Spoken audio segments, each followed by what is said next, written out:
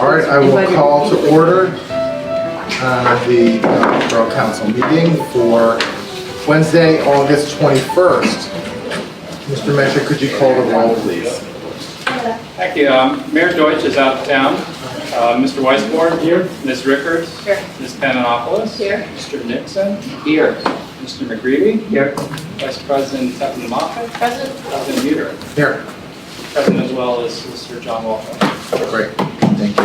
And Borough Engineer Eric Johnson. Okay. Councilor Tevin Moffett, could you lead us in the pledge? Up here. Where's it? Oh, she's over here. Sorry. I pledge allegiance to the flag of the United States of America and to the republic for which it stands, one nation, under God, indivisible, with liberty and justice for all. Comments, the mayor is absent. Let's move right to agenda item 5, Windsor Avenue. Please do.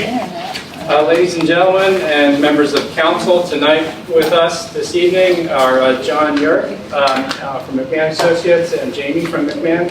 And they have been working now with the borough for several months on a project and process to envision a new future of Windsor Avenue that incorporates different types of users and all users for the of the street on Windsor Avenue. I think pedestrians, automobiles, stormwater improvements, and street trees, and trying to figure out and help us figure out what the new vision for that street could be. We've completed phase 1 of that engagement, where we had a public meeting. We teased ideas with the public. We talked through various potential futures, and John presented those results to us not at the last meeting, but the meeting prior. So we stand tonight ready to talk about what steps need to be taken next to develop definitive plans for the street, and what sorts of expectations we should have going forward. And if it's okay with you, John, I might step up and just turn the backlights off, because that makes the colors a lot better. You can read your glasses. You can read it. I do have extra reader. No sleeping. Sorry.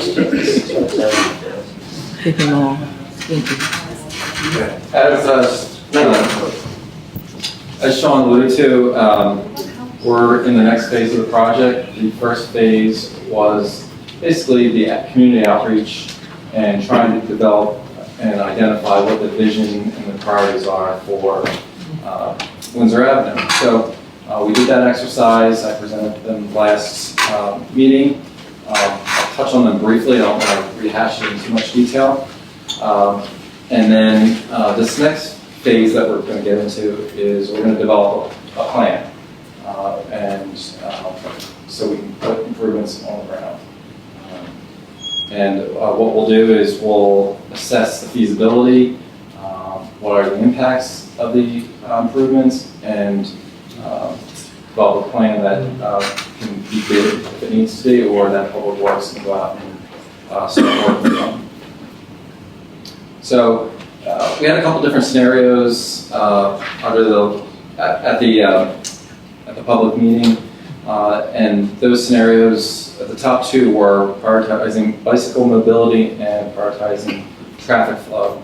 Those were the two top getters in terms of votes. And what did they entail? Some conflicting priorities. Prioritizing bicycle mobility was calling for bicycle lanes, while traffic flow scenario did not. The mobility scenario also included a one-way traffic flow, where the traffic flow scenario did not. So that's something that we're going to continue to work through and evaluate and provide some recommendations to the borough based on these next steps. But in both scenarios, parking on one side would be retained along Windsor Avenue. There was also a list of other specific issues and general issues throughout the corridor that we will continue to evaluate and make recommendations to address. They will be within our improvements regardless of the scenario that we finally opt for. I won't go through all of them, but they deal with pedestrian movement, safety, speeding, traffic flow, stormwater, and adherence to stop signs and that sort of thing. So we did meet with staff a couple weeks ago, kind of where we were in the process and where we were going next. And it's clear Windsor Avenue might not seem like that long of a corridor, but to do a significant improvement, it is a fairly large corridor. It will get expensive. So what our recommendation is to break up the project into some short-term and long-term solutions, with this next phase really focusing on the short-term improvements. We want to get improvements out on the street fast. With short-term solutions, they will be lower cost in general, less engineering required, and we'll be able to get them on the street. In some instances, we may be able to do them with temporary installations where it's not permanent construction with permanent curb or sidewalks. And that way, the community can actually test drive the improvements and kind of see, all right, this is working, or we need to tweak this. And then you haven't invested a whole lot of money in something that needs to be pulled back out. So those were some of the recommendations, or the reasons why we made the recommendation to go with short-term improvement. And then also will give us some time to plan for and secure funding for those more longer-term improvements. And also, we know there's limited budget as well for the borough, and there are other priorities related to stormwater along the corridor. So we were trying to be cognizant of that. So our recommended plan of action for our next steps are we're going to do a high-level traffic study to evaluate the one-way traffic flow scenarios, see what the impacts are, see what traffic control requirements and improvements may be needed. We're going to do a limited field inventory. We're not going to go through and do detailed survey. Looking at Jamie and our surveyor, they went through and looked at what a detailed survey would cost, and it's very expensive. It's going to add a lot of time and cost to the project. So we feel like with some of these short-term improvements, that level of survey is not needed yet. When we get down to designing some more long-term improvements, more physical changes to the road, we'll go back out and do some survey. But for now, we don't believe we need that. We can just take some basic field measurements, generally working within the curb line of Windsor Avenue. We will develop a pavement marking plan and a signing plan. It will include a plan for the bike lane scenario, as well as the two-way traffic scenario where we're improving traffic flow. We are going to look specifically, based on comments we received from the public outreach, for intersection improvement, specifically at the park entrance, where we have that large, oversized stop sign because people are ignoring it and speeding through.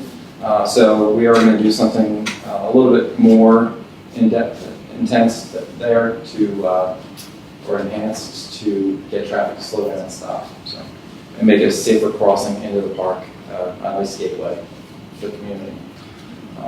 And then we'll look at some other lower cost improvements, maybe some temporary solutions, add a couple other key intersections along the corridor. I'll touch on those shortly.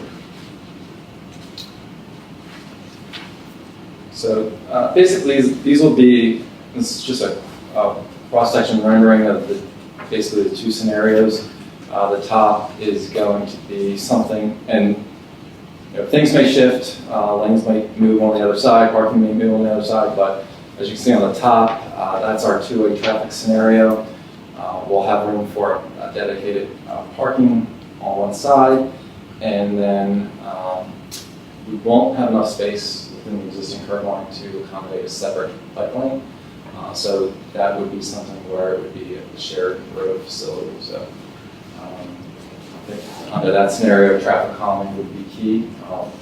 One, because we are encouraging the bikes to use the travel lanes, as well as we'll be removing a little bit of the friction that the on-street parking causes. That slows traffic down. So we want to be cognizant of that as we move forward with that plan. And then on the bottom, we do show a scenario where we are accommodating the bikes. In this case, we're showing a separated two-way cycle traffic on one side. Again, that's one of the possibilities that we'll consider. It might not be the final decision, but for purposes of kind of explaining what we're going to be looking at and moving forward with, it's a good rendering. So as I mentioned, we'll look at some traffic calming elements. These are a couple mostly local scenarios or traffic calming measures. There's speed humps, there's center islands, there's curb extensions, there's on-street parking. The top left is Malvern Borough, Monument Avenue. What they did was they alternated their on-street parking down the road that kind of created that chicane effect.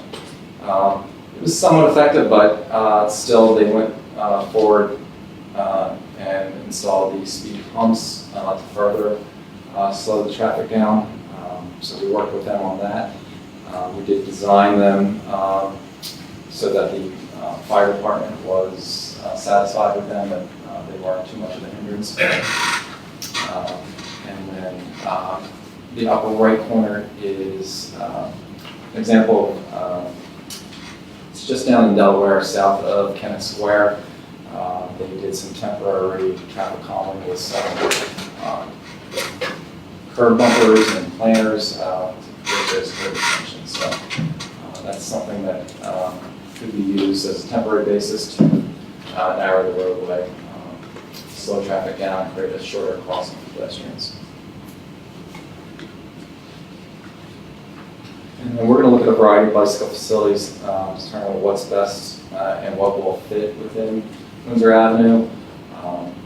It could be just a painted bike lane, it could be a shared road. The upper left is a sharrow, just indicating to drivers that bicyclists are using the travel lane. And then down below there are some separated facilities that use flexible bollards as well as some miniature curb stops. Those are some projects we worked on that's a project we worked down in Florida on. And then actually the center one on the bottom, we did not work on that, but that was recently installed up in the north side of Pottstown.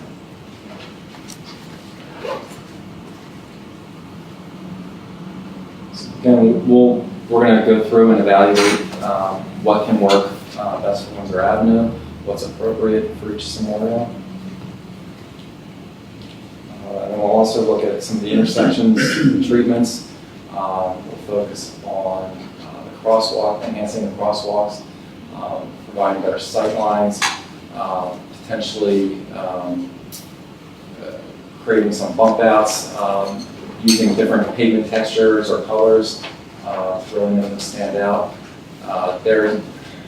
Put the intersection on the upper right, that's in Ocean City, New Jersey. Those intersections really stand out, and I think it's the crosswalk as well as the center box. It's really dark. It's been recently repaved. And the reason I put that, the next intersection down, this is their Asbury Avenue, their Main Street corridor. And if you go to the one intersection to the east of that, it's the same intersection but without a traffic signal, and traffic automatically slows because I think the treatments, it attracts the driver's attention. They're expecting pedestrians, so they're slowing down when they reach that next intersection, even though there's not a traffic signal and they don't have a stop sign. Which one are you referring to? The one on the right. The one on the right. I drove through that a week ago. Oh, did you? People do slow down. Yeah. I'm there all the time. Yeah. Yeah, it works. Yeah, so I think it's through some enhancement, some better visual aspects to these intersections, I think that can have a big effect as well as we go down the Windsor Avenue corridor. And again, we're not doing these massive changes to the corridor. It's just little things here and there at each intersection. And then again, some examples down on the bottom, on the far left, well, actually in the middle on the left, that is East Central Avenue in Paley. That's, you can't really see it, but it's a raised crosswalk at the intersection to a new improved sidewalk. That might be something we may consider, as well as down below, that's from a contractor that does some enhanced pavement markings. It's Durable, I believe, is the contractor or the product, and it's supposed to be longer lasting. It's a special application. It does cost a little bit more, but it's supposed to increase the longevity of the product. And then, again, on the lower second one in, that is a feature where they added some bollards, flexible bollards, just to slow traffic down as they approach the crosswalk. Again, low-cost installation. And then the next photo to right is, again, Malvern's King Street. This is in front of their new mixed-use residential apartments. They were having some issues with the crosswalks, a lot of pedestrians here, traffic not slowing down. So we did add some striping as you would approach the intersection. Again, a little fix, but something just to indicate that there's a pedestrian crosswalk coming up. They are in the process of installing pedestrian signals there, but that was a short-term solution. And then I don't think traffic circles are gonna, or mini roundabouts are gonna fit along Windsor Avenue. But I'm sorry, what did you say? I do not believe. It's a joke, sorry. Okay. But you know, we'll take a look just to make sure. We don't want to rule it out off the top of it, just without taking a close look at it.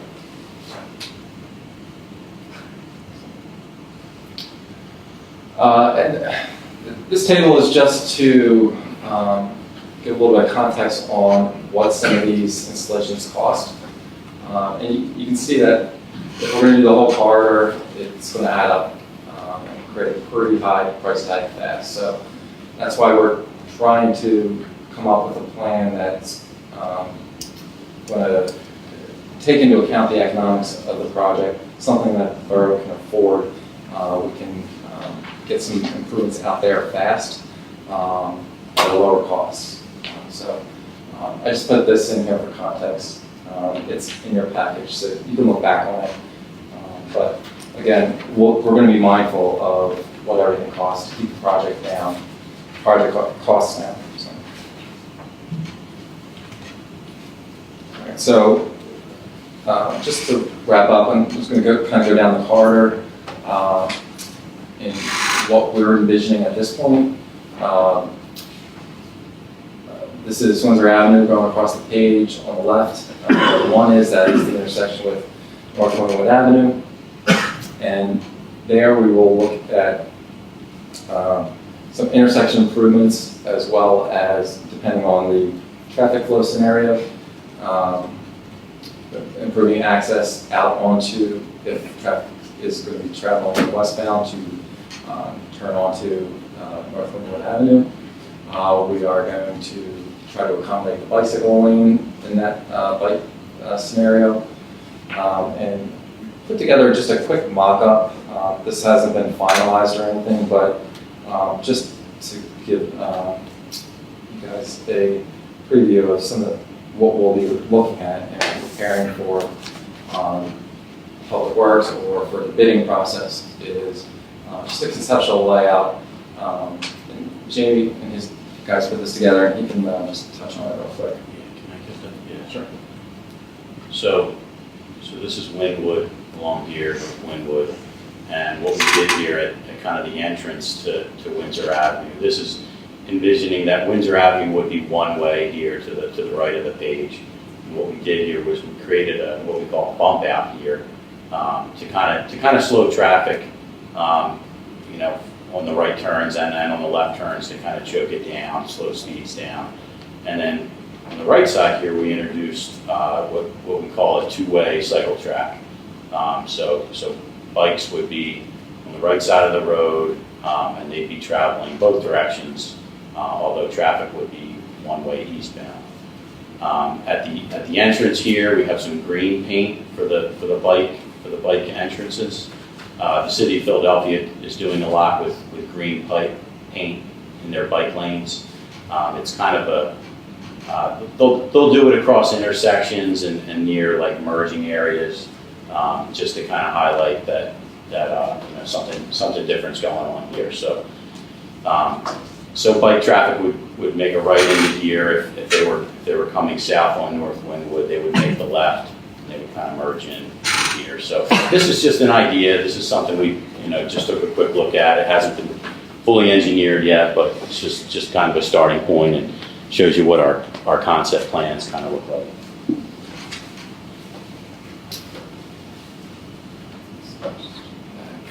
And then, as I indicated, intersection number 2 is at the park entrance in Marlborough Park.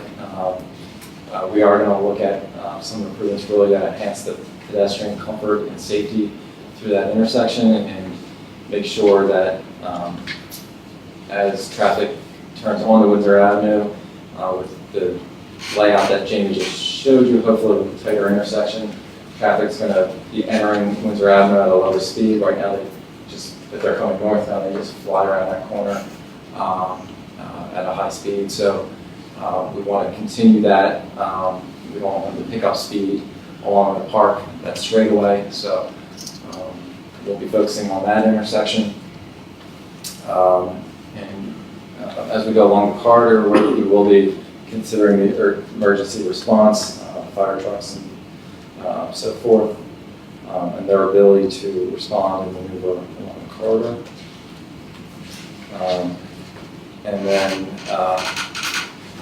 at North Essex, again, and we're going to look at, along all these intersections, pedestrian accommodation, safety, the crosswalks, and then, what we thought at Forest and North Narberth Avenue is those are kind of gateways into downtown, so we might do something a little bit more enhanced there, maybe something in terms of a treatment within the intersection to make it really stand out and catch drivers' attention, similar to the Ocean City example that I was talking about earlier. We'll look at the physical elements to divert traffic. If things get, the project isn't able to move forward quickly, we'll look at some solutions to kind of address that and make it more visible that the one-way traffic section is beginning. But for the purposes of our evaluation, we're going to consider one-way traffic flow along the entire corridor. And then we'll take a look at some special needs like parking considerations for the post office and other things that get identified through the process. And then, again, there's some schools in here with some unique traffic patterns and peak times of the day, so we'll try to capture that as well as in our evaluation. So that's kind of our vision as we go down the corridor. I don't know if anybody has any questions. Jamie and I'd be happy to help them or answer them. Hope you understand it a little bit better. I have a question. We had asked after you presented phase one about stormwater and our commitment to stormwater. And we Yes. asked how you would address that, and I didn't see any of Yeah, that I specifically. didn't put that on the called slide, out. but Jamie, you had something that we were going to look at on a higher level? Yeah, we can, I mean, addressing stormwater does add a lot of cost to, like a phase one version of this project, like like a lower cost version. But that is something we can look at for maybe a long-term version, incorporating some, like roadside rain gardens, some green inlets to capture water and infiltrate some water. So there are a lot of options along a road like this that has existing inlets, existing infrastructure along here. There isn't a whole lot of room for like rain gardens in some areas, but there are options. So, a reminder is that the Borough Area Conservancy continues to remind us, beg us, that they are willing to leverage their resources for grant funding for that. So I really am interested. I think to say it's cost prohibitive is not us being due diligent and taking advantage of some grant money. And then the second question is, what percentage of this as proposed do you see appropriate for our public works to do? That we don't need to be bidded out? And that may be an unfair question for you, maybe to Sean or Ed. Yeah, I think we'll have to see what the improvements are first.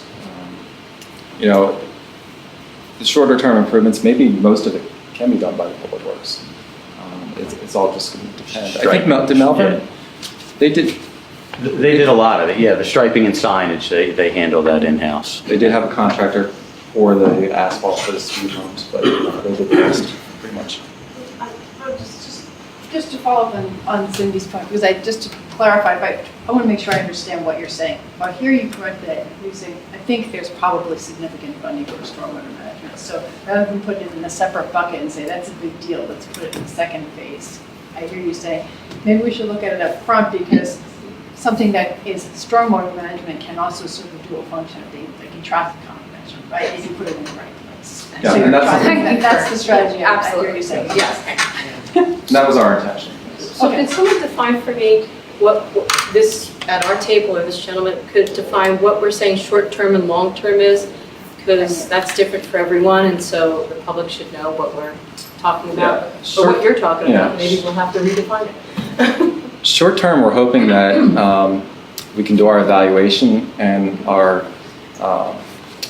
lay something out design-wise on a plan and have it ready to be bid in the spring. So some of those improvements can move forward.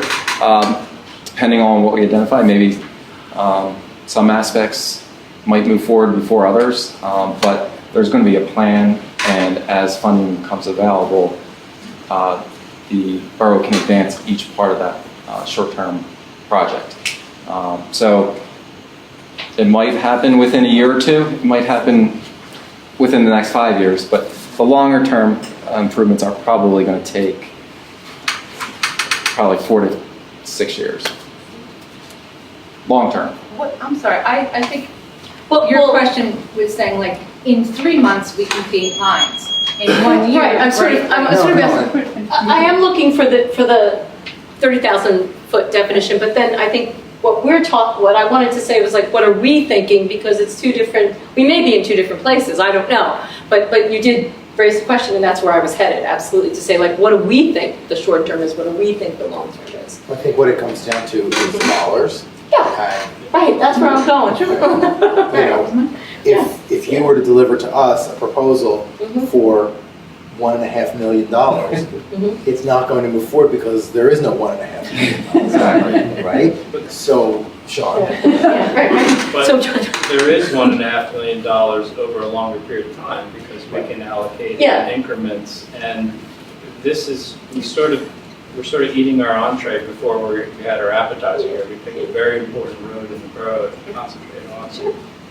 And some of these high-value improvements are going to be costly, but if we have them in our docket, we have them designed, vetted, they're congruent with all of our planning efforts, and we can find funding partners, it makes these big lifts more feasible. right. Rob. Yeah, I wanted to ask about the flexible bollards and the protected bike lane. And so if in your design you had a protected bike lane, does that make some of the traffic calming less necessary? Because you were considering two scenarios where you had two-way traffic, but if we had the one-way traffic with, say, real protected bike lane, I'm wondering what the cost kind of estimate would be for those, for a protected bike lane, and if that would be more affordable than some of the traffic calming treatments. Such as curb extensions or something. Yeah, or just the relative cost. Yeah, I mean, the bike lane is going to create a bike or a curb extension at each intersection. So that kind of addresses some of the traffic calming. We'll have to look to see if we need some other elements along certain segments of the road. But I think by creating that buffer, by narrowing the roadway and the travel ways, that will help keep speeds lower. So in other words, my sense is that a two-way traffic lane could be a lot, with extensive traffic calming, could be a lot more expensive. It could be.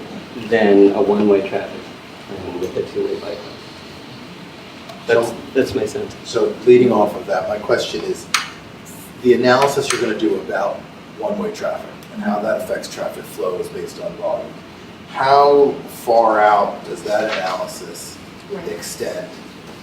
You know, in the borough and in Lower Merion, like how far do you take that to anticipate the unexpected? Right. I mean, we can go out pretty far, but I don't want to. Yeah. I want to keep it a little bit more centralized along Windsor Avenue. I was looking at maybe doing 8 intersections, 4 along Windsor, 4 along Hadronford, because I think Hadronford's going to see most of the changes with the to the circulation along Windsor. So we'll do both ends along Windsor and Hadronford. We'll do the intersections with North Wynwood and then Iona, and then we'll probably look at probably Narberth Avenue and maybe one other intersection along each roadway to kind of test those traffic flows and those impacts. So when you come back to us with just sort of the result of the analysis, does it include the changes to additional streets in terms of one-way, two-way, what those flows might be? What does that result look like? How it's detailed is that? We're going to have the traffic volumes we're going to collect the traffic volumes that are out there today, evaluate that, and then we're going to redistribute those volumes based on the one-way pattern or patterns. If we're just looking at making Windsor eastbound and keeping Hadronford going westbound, that's fine. If we want to look at flipping them as well for some reason. Well, no, I'm asking about Conway, Dudley, Essex. Yeah, we're not going to look at every single intersection like that. You're not going to? No, in terms of volume. We'll take a more of an evaluative look at those. I ask it because I think the neighbors who live on those streets are going to say, well, how does this affect me, right? That's what everybody says, right? And if I hear, especially if I'm not attending these meetings, but I hear Windsor's now going to be one way, and I'm constantly, every day in my life, turning to go the other way on Windsor without a sort of a map or a picture of how am I going to get to where I usually go. I anticipate sort of maybe friction with this idea that might not be necessary with the right communication. Yeah.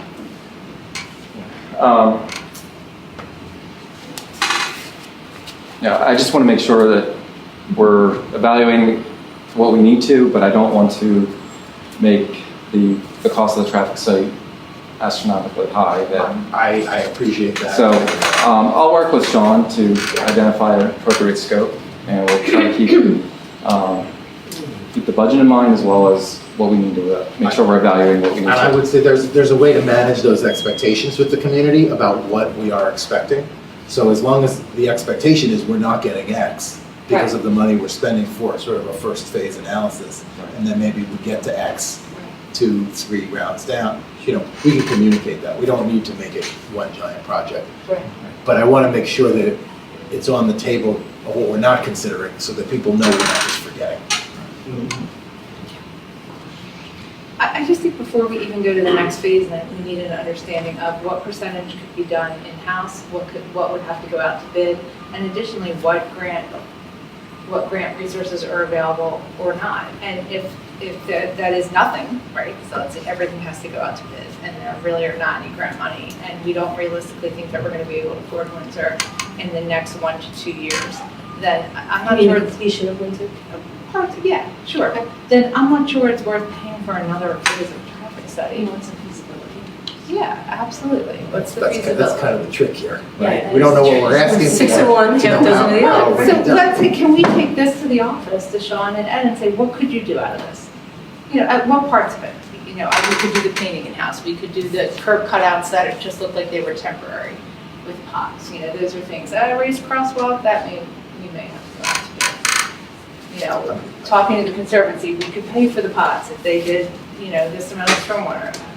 I would like that information before we even talk about it. Just an example for East Central Avenue, that for different township, I'm sorry, which one is middle left.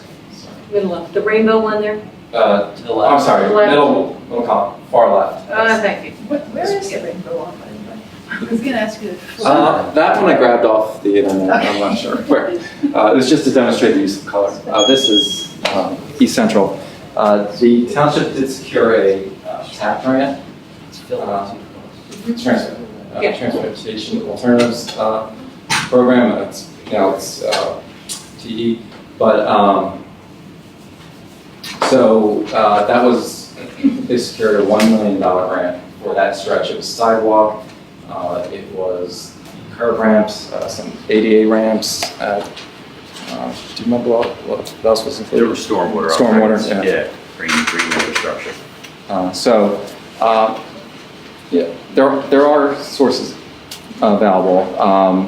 Bike lane, you know, that would make a good application, I think, for a multimodal grant, if we can tie it with some other improvements. So there are definitely funding options out there. We just have to identify what we're doing, come up with a plan, some cost estimates, and then the borough's in a good position to go after those grants.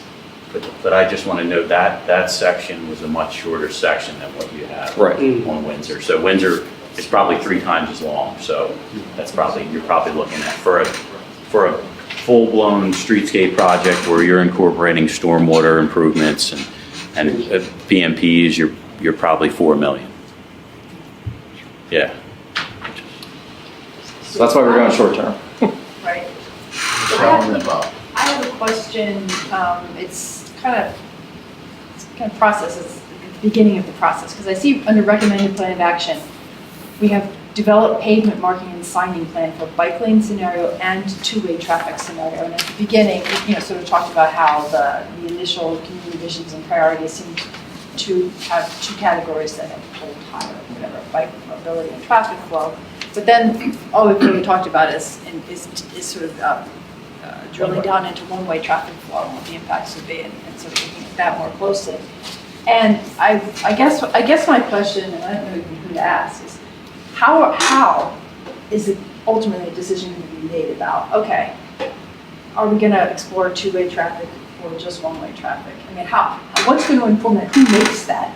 And at what point do we decide that we don't need to investigate more options? We want to sort of hone in on something and focus our resources on one particular solution. I might be able to, I mean, the process as I see it is we want to get some information so that we can make an educated decision about whether one of those options is either significantly better or significantly less bad. And it is a political decision that we would make to say, we want to, at that point, we want to go in one direction and take the other one off the table.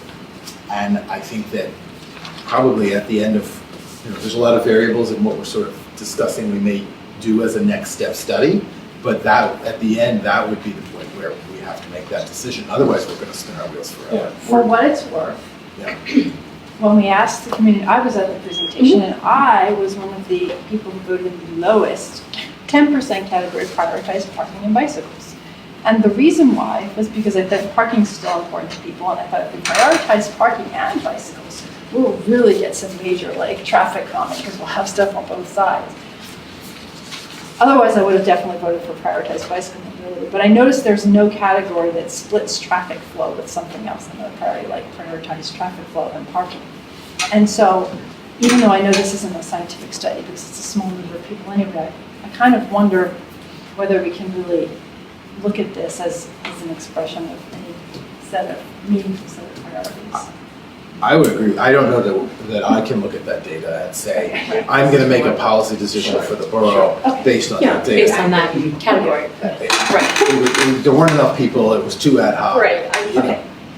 I'm seeing a lot of nodding If everywhere. I'm honest, like eliminated. I mean, whoa, this isn't binding?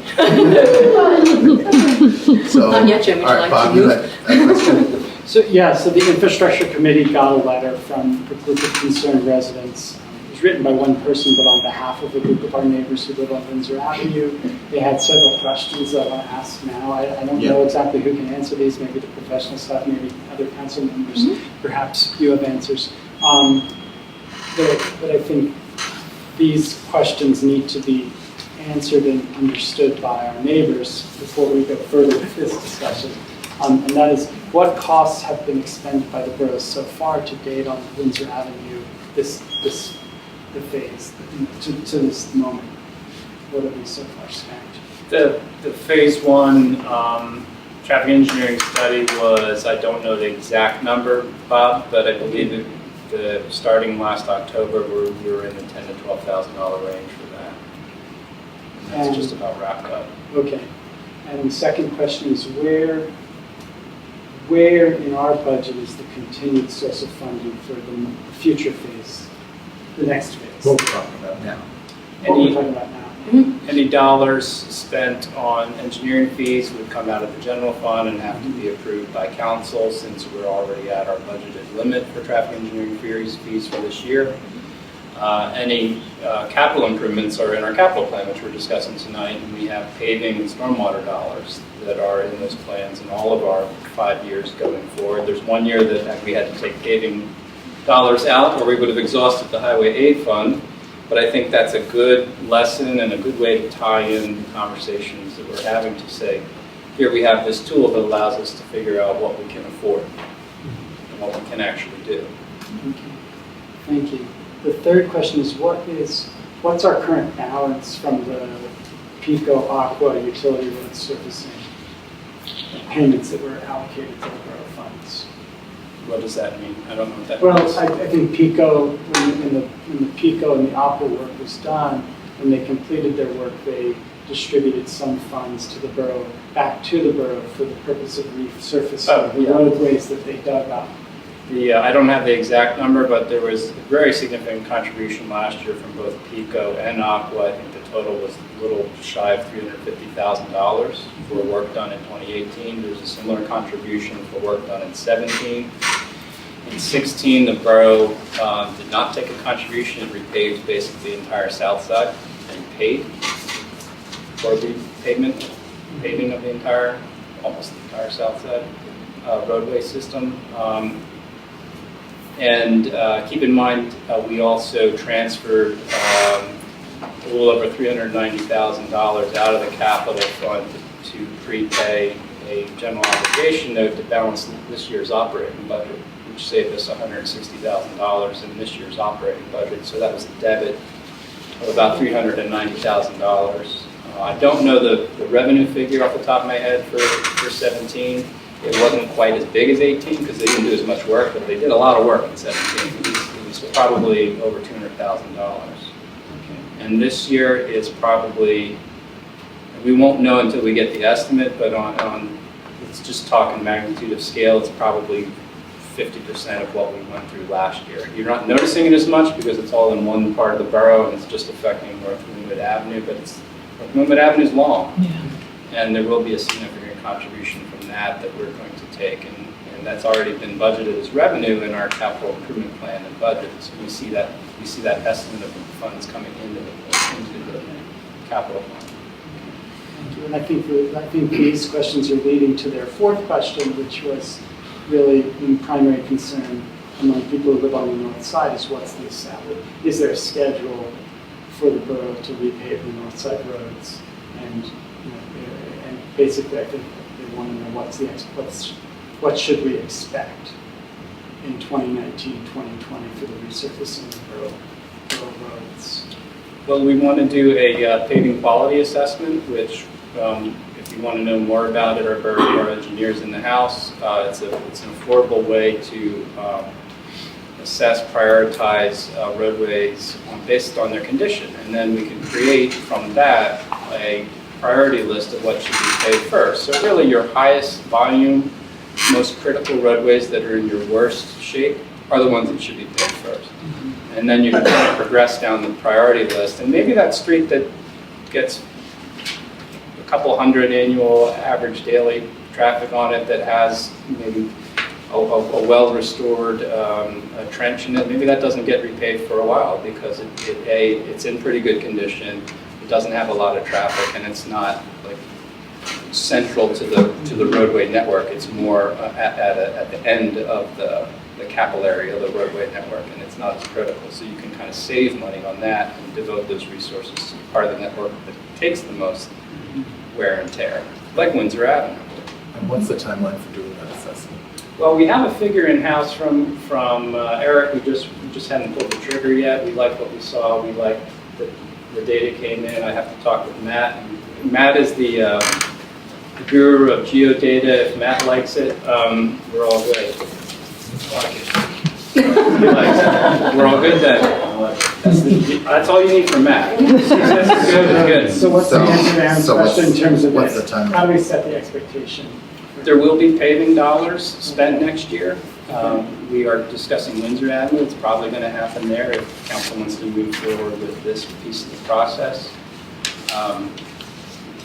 We don't have any, we will have utility activity in the borough next year, but it will be piecemeal.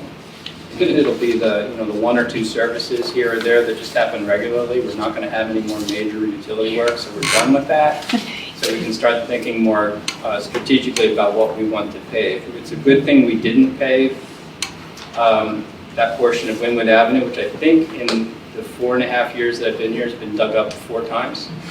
Yeah. Twice by the same, Yeah, sure. twice by Yep. each of the same utilities. Yep, you're So right. so what would we say, what do you say to the resident who says, well, the utilities were replaced on the south side and all the roads were repaved? And the utilities were replaced on the north side, but the roads haven't been repaved. So what do we, and why?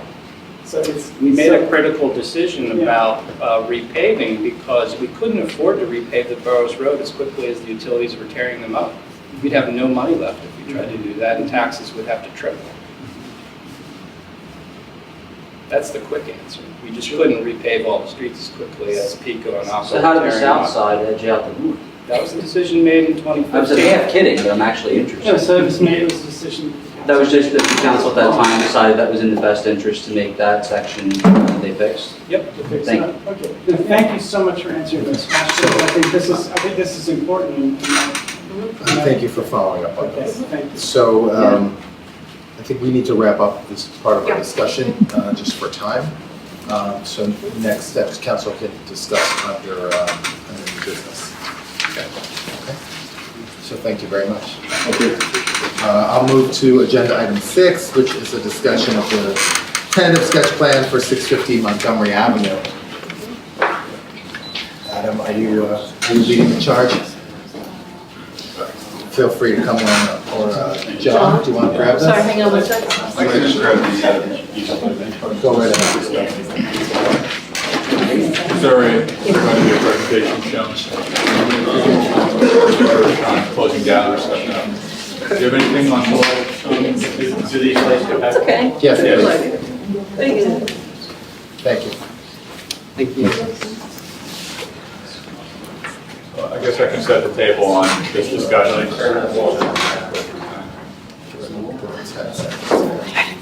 Power on. There we go. Okay, go ahead, John. You have the floor. So as council may remember, in June, there was a very brief presentation by the applicant 650 Montgomery Avenue pertaining to a development that they are planning on undertaking there, and presented a very sketch plan.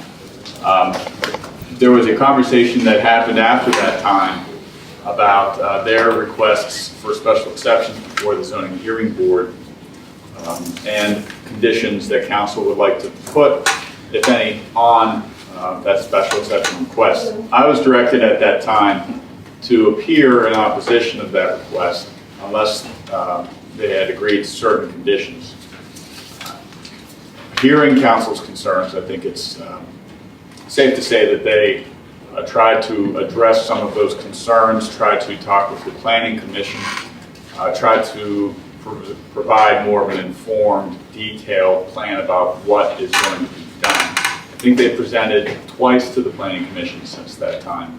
They have met with staff, including the engineer, the zoning officer, myself, the borough manager, on some of the initial issues to try to get this sketch plan in order. And to be clear, this sketch plan or the tentative plan is not before council for approval tonight. I believe, and we do need to take a vote to accept an extension letter. They've extended the ability for council to review that plan until the end of September. So that may be before you, possibly before you, at the September meeting. What this discussion really would be about is, again, their requests for the special exception that they plan to go before the zoning hearing board in September as well for. And as a result of our staff discussion, there was also a request made, or was going to be entered, for a variance request from our form-based code. The Planning Commission, through their letter of August 20th, recommended that the special exception be granted. They would like us to support as well, and Mr. Bresky's here, I don't want to speak for him, and also for the variance request. Subject to certain conditions. One of those conditions I think is important at all council houses. I'm going to pass around some architectural renderings of the corner of Meeting House Lane and Montgomery Avenue. So we should take one and pass on. And sure, if you could put that one up as well. It was important to the Planning Commission, and I think important to council, because council was wondering, well, what is this wall going to look like? That was actually one of the conditions to talk about the wall and the streetscapes and the trees relative to that corner.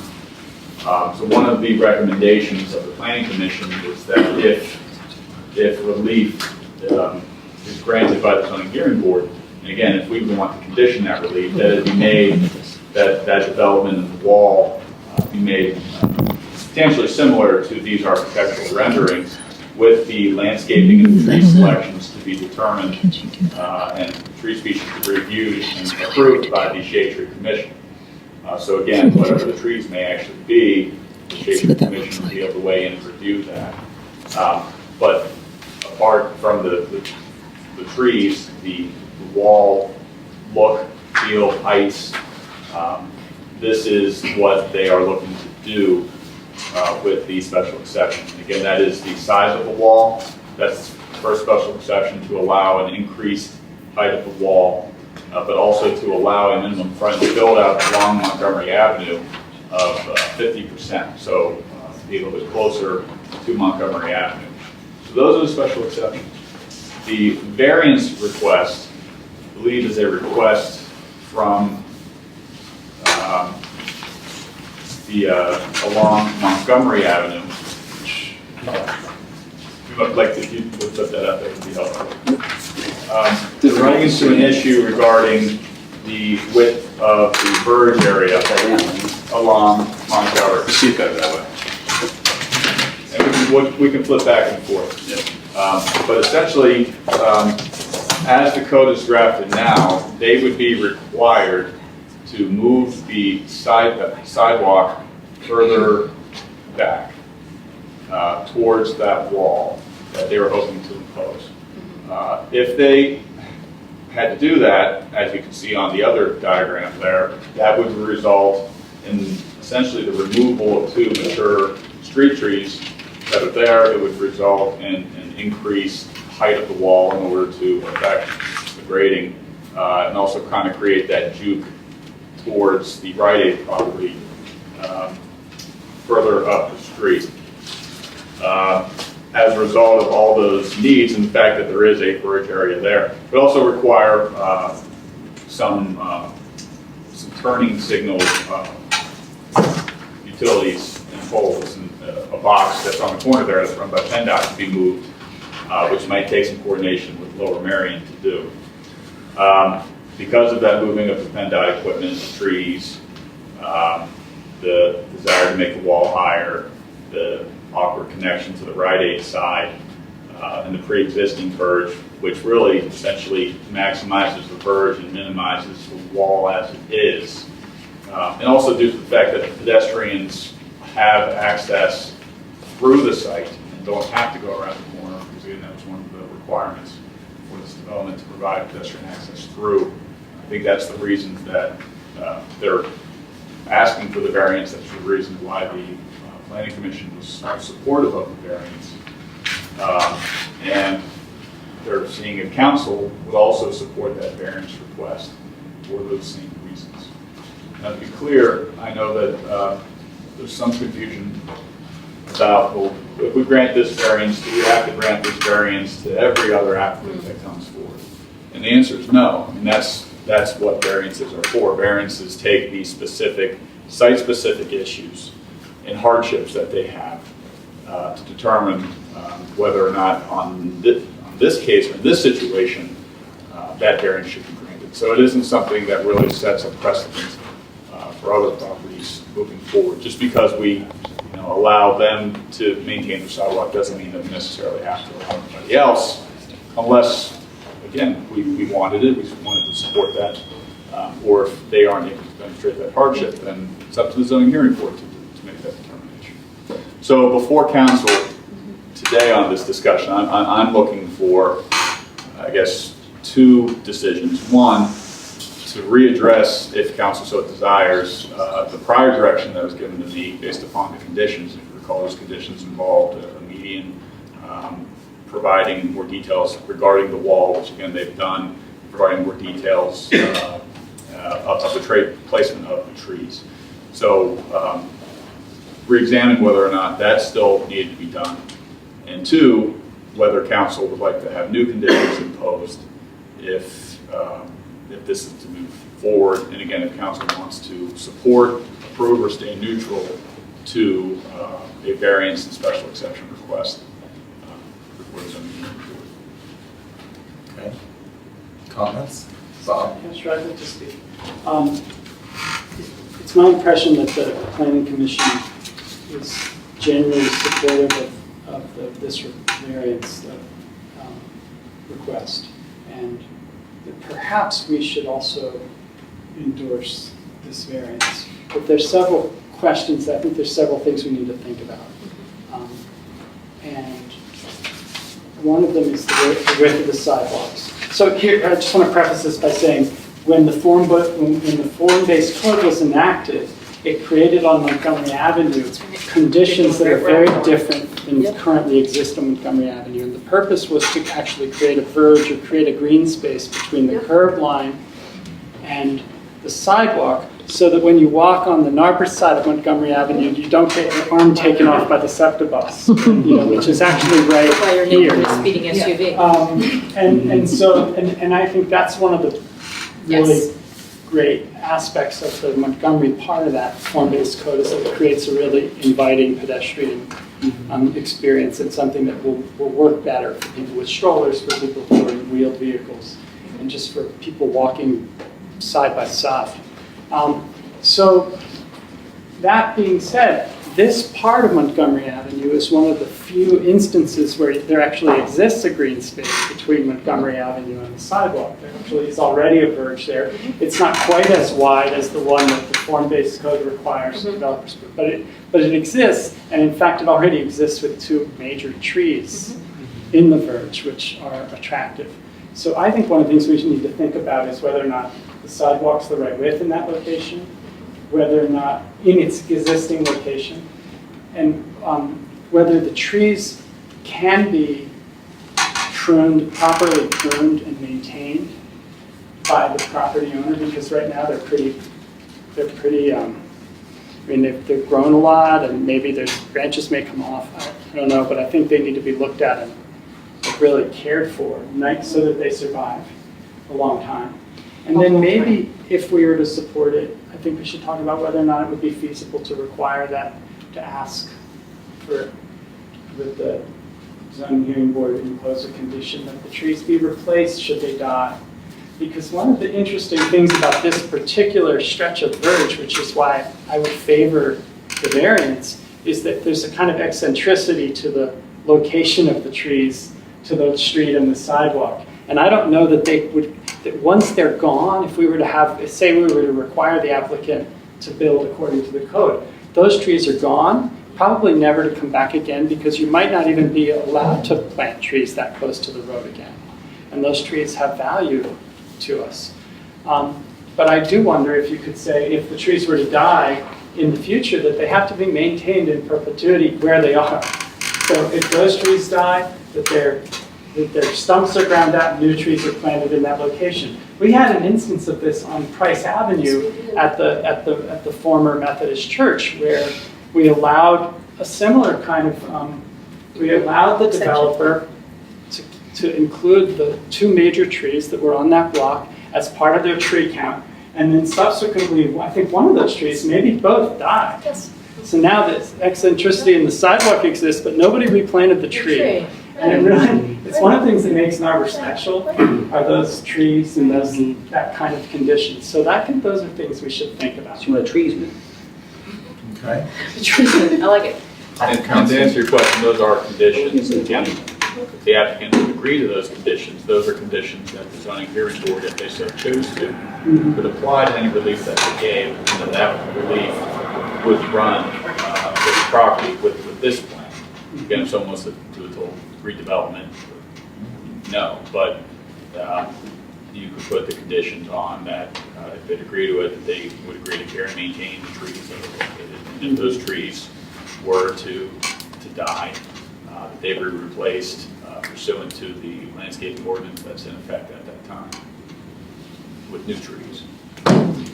I don't know that any future landscape ordinance would allow a tree in that location ever.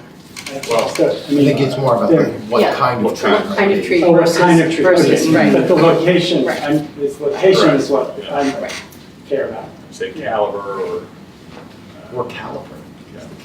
Indeed. I have a general question. Bob, you raised a lot of my points, so thank you. When you look at Meeting House, I presume that I'm looking at this sketch and that it's lovely, and there will be a driveway on the Meeting House side, am I correct? Yes, that is utilizing the existing entrance in place without modification. Okay, so I will say this, that when the form-based code was enacted and we discussed, as Bob presented, and Mr. Mantrick knows, when we presented those buffer spaces, I can say that for myself, I don't think I ever would have imagined that kind of change for Meeting House without a buffer. I see it now without a buffer, and it kind of concerns me. We know that sort of that traffic calming piece that had been earlier discussed is not here. I appreciate the work that's gone into it. That's my concern, that when I look at it in its totality down the side of that building, I would think, wouldn't it be nice to have a buffer on the other side? That's my concern. Of Meeting House. Any other council members? Just a Cindy? question to Gigi. So if there were a green medium, Yeah, would that kind of satisfy your concern about a lack of? yeah. I mean, I think. So when I think, this is just me, when I think about the improvements, right? We're improving this space, and this is going to look very different, and it's going to look different to everybody there and walk by, and if our restaurants and all that great movement we've discussed. Sometimes that's more traffic, and sometimes that's more strollers, and sometimes that's more bikes. And I think to the point that we put on Montgomery Avenue to say like there should be a buffer. I don't know how anybody else, or how to. Well, I do, but I'm just thinking it would be nice to sort of have some kind of a buffer on that side. And maybe nice isn't the word I want to use. It would be okay with me should such a buffer appear in a next sketch. There. Any other thoughts from council members? Gigi, are you saying a buffer like a verge or a median in the middle? No, just similar to what is on Montgomery Avenue. Just that sliver of green Yeah. that gives you some protection that says you're not exposed on that side. Right. We know that, talked about traffic counts earlier, and all that. We know what's going through there, and people sometimes, it's a cut through. You live in Iona, you're aware. There's a little speed happening there, and I'm just thinking like it would, to the earlier point of the buffer, I think something on Meeting House to traffic calming and buffer would be nice. Michelle. For what it's worth, between the prior presentation and tonight's presentation, I think council members have expressed a lot of different views and opinions and ideas, and I think some of them are great and helpful. Personally, I think don't think council really needs to take a position on this. I think we should stay neutral and have the zoning hearing board do their job. I think they're capable of doing it without us having a position. So that would be my preference. I agree with Any that. other, okay, so now, Andy, I'd like to give you the floor. You can share whatever you like at this point. You've heard some council member comments. Sure, thank you. John, thank you for laying it out the way you did. It's exactly why we're here tonight. Having presented to you 60-some days ago and having gone back and met with the Planning Commission, Shade Tree Commission, some stakeholders informally as well, we've tried to incorporate in some suggested changes into the overall project. Namely, we can start with this. The special exception as we submitted, which we submitted to the Planning Commission reviewed. There is a wall height that is higher than 3 feet. We took out the ADA ramp that was here. There was a forward and jagged leg ramp up to create more of a welcoming staircase that is about 10 feet wide in its opening. It invites more of the public atmosphere up into the common areas that faces along the Meeting House. We have agreed to, in concept, to work with Shade Tree Commission related to the species of trees that will be replaced along Meeting House, as well as agreeing conceptually to put in the type of landscape that ultimately is submitted and depicted in our landscaping plans, hopefully in the next phase of our application of land development. And then as it relates to the verge, there's a couple concerns as John laid out and was in the Planning Commission's letter is, there are 2 trees here that really do present a really nice atmosphere for Montgomery Avenue. They do provide shade over the property, and having our landscape architect and an arborist look at it, there's some real genuine concern here that by jackhammering up and removing 3.5 feet of sidewalk and then moving it over and eliminating a berm here that exists today to flatten it for another 5 feet of ADA sidewalk, you would disturb the tree root system that's under the drip roots from the tree and create a real serious concern that tree would make it through jackhammering and pouring new concrete. The other result of it is, which I know there were some questions here before, by doing that, you would actually increase the height of the wall. Where am I here? Increase the height of the wall from as low as 3.5 feet here to 5 feet and 10 feet, because you'd have to take out the existing berm, flatten it down to create an ADA level sidewalk, which would only go against some of the other previous concerns that were brought up that we tried to address by increasing the landscape in front of the wall. So that's where we have gone since our last time together. This exhibit here just demonstrates it. It's really difficult to see, but I can leave the board on the table if you guys would like to see it. I would ask for council support for the variance.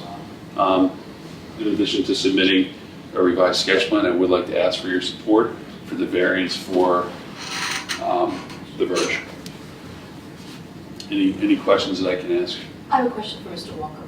Mr. Walker, we don't currently have a tree replacement ordinance in the Borough of Norwood, but we know that ADA compliance is a federal law. So I'm wondering, where does this put us? I want the trees, I want the compliance, I want everything. I've said it before. I think, I always want both. It's really, But- ADA is building code compliance. So they would have to comply, since we've opted in and we've incorporated the building codes.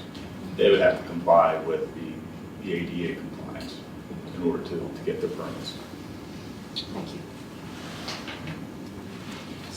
So I just keep imagining 50 years out, what's here 50 years? Because a lot of things that were here 50 years ago are still existent in our landscape. And so this is going to be here in 50 years. Is it going to be like a funny little bump out in the sidewalk where a tree used to be? Or is it going to be this tree? And really, to me, the only value to the public the only value to the public is that the tree exists. But if the tree's going to be gone anyway, why not see the plan according to the zoning ordinance? Now, maybe that's something the planning commission's talked through, and would, perhaps Mr. Bresson wants to comment on that. But that's where I'm stuck. Todd, this would be a great time. Right. I just want to add one thing, Go ahead, before you ask that I forgot to mention before. Somebody here had asked if we would agree as part of the variance from the zoning board to replace either or both trees in place if they were to die at some point in time, and the answer to that is yes. The same way we've agreed to conditional replacement of these trees based on the Shade Tree Commission, we would agree to the same thing as part of our land development rules. You also agree to maintain the current trees. Absolutely. Yes. That's fine. In that location, in the location. Yeah, that's correct. We would do that. Todd, anything to add? Can you restate what you're asking me to respond to?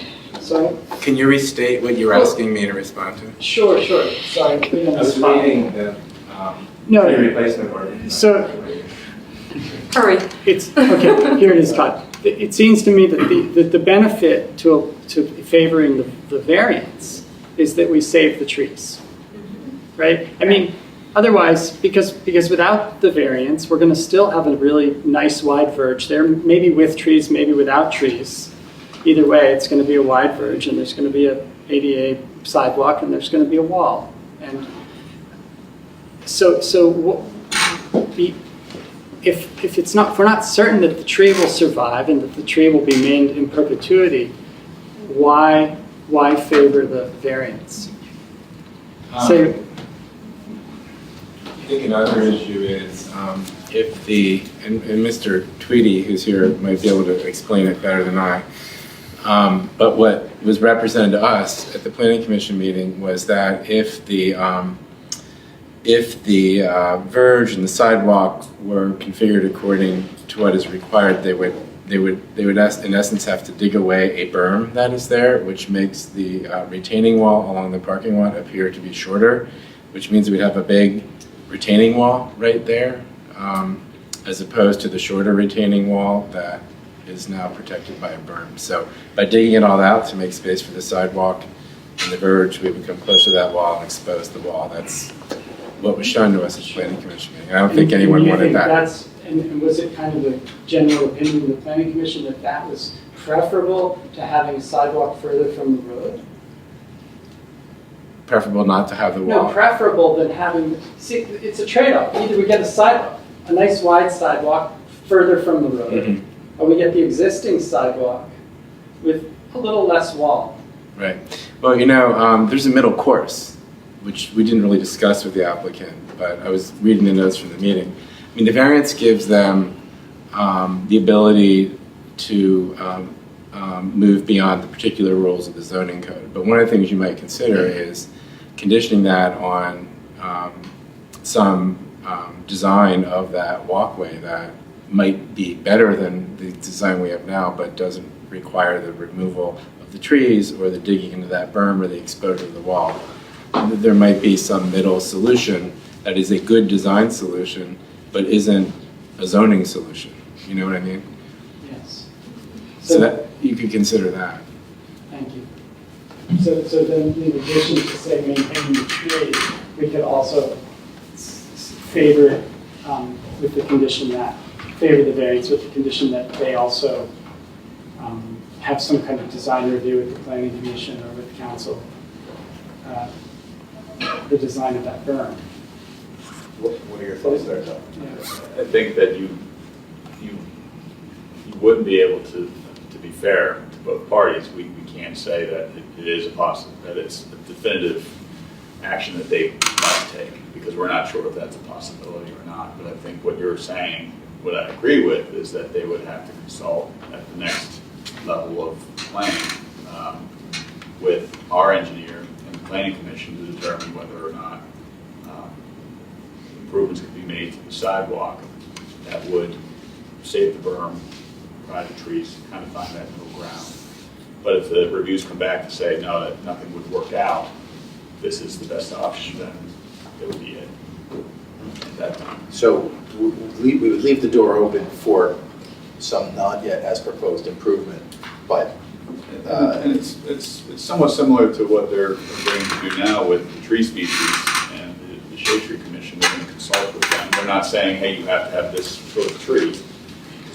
Maybe that won't work, but it's, again, the consultation with buy-in from the borough and the proper commissions at a later time, the proper experts to know whether that was done. We certainly could make that a condition as well. Okay. So. Is that what you're looking for? Or are you looking No, thank you. No, absolutely. And just, it's. Okay. So, I mean, I guess the option would be like if there could be a meandering sidewalk of any sort of kind. Or just, I guess, just landscaping. I think that's what Mr. Bresser was suggesting. Sure. That, enhanced landscaping or something.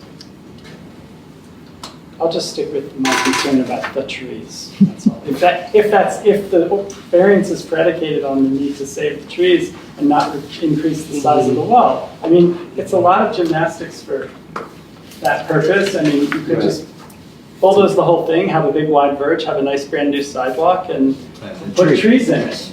And then in 50 years, you'd have beautifully spaced big trees. I mean, that's the other way to go. all right. Hearing no other questions for the developer or Mr. Walko on this matter, we will move on. Thank you very much. We will consider this matter after public comment when we get to action items. So, public comment. Yes. Before I forget, it's not on 5650 Montgomery Avenue, but there's similar discussion we need to have on another request for variance for 116. I will add it.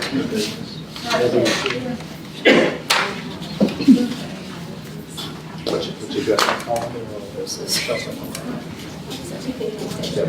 Jessica.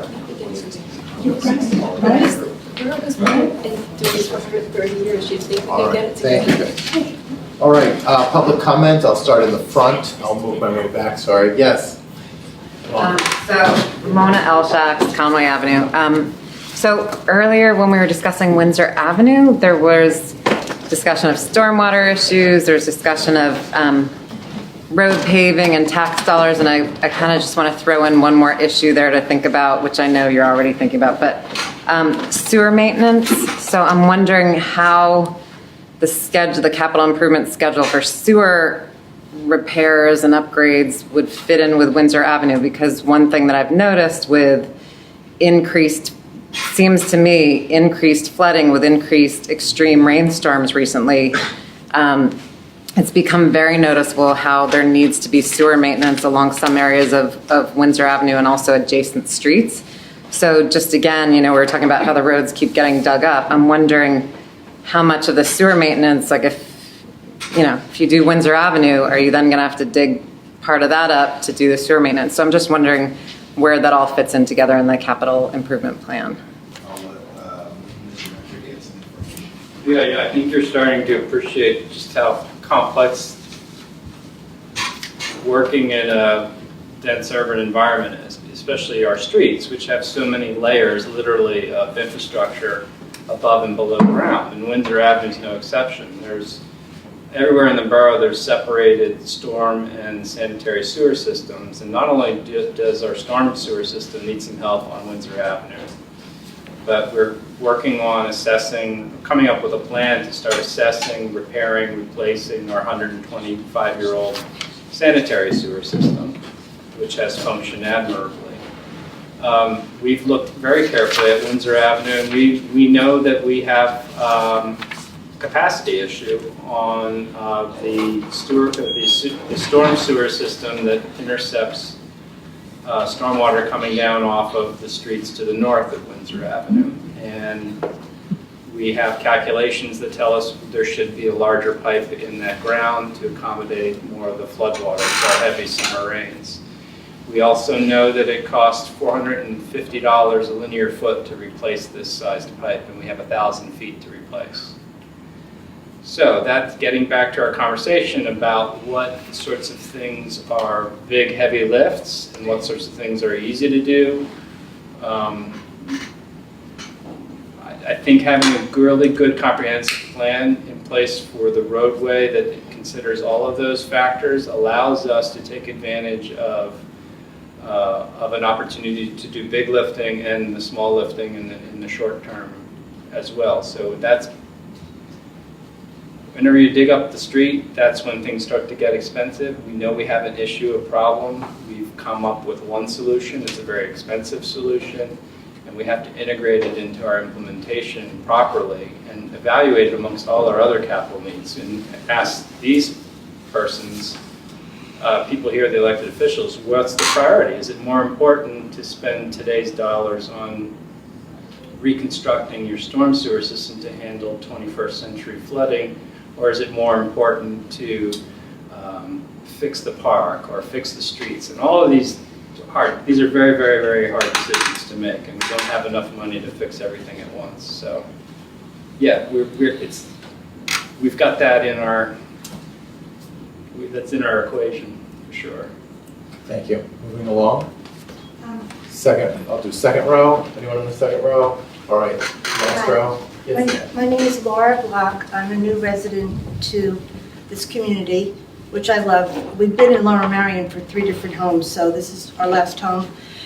We are at 22 Hanson Court, and we are right behind the old neighborhood behind us, which is Wynwood Court.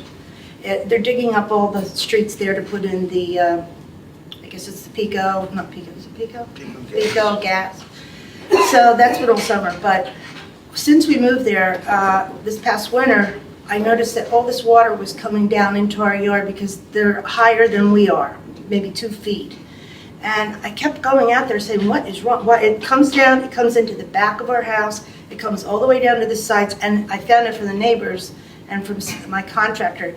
It's been flooded before the house because of the water coming down, and the previous owners did nothing and just sold it, and I didn't know any of this. But it's a mess. It's ruined. I've put a new deck out there. We've fixed up the whole house, inside, outside, and it's just a mess. And you can't do anything. You can't plant anything. The grass is getting ruined. All the trees that we planted are getting flooded out. And the 2 inlets, water inlets, storm inlets behind me are old. They're as old as that neighborhood.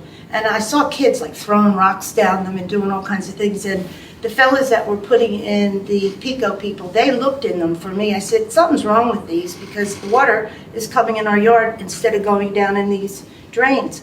Well, he said, well, the one guy said that they're broken and there's rocks and there's all kinds of things in there.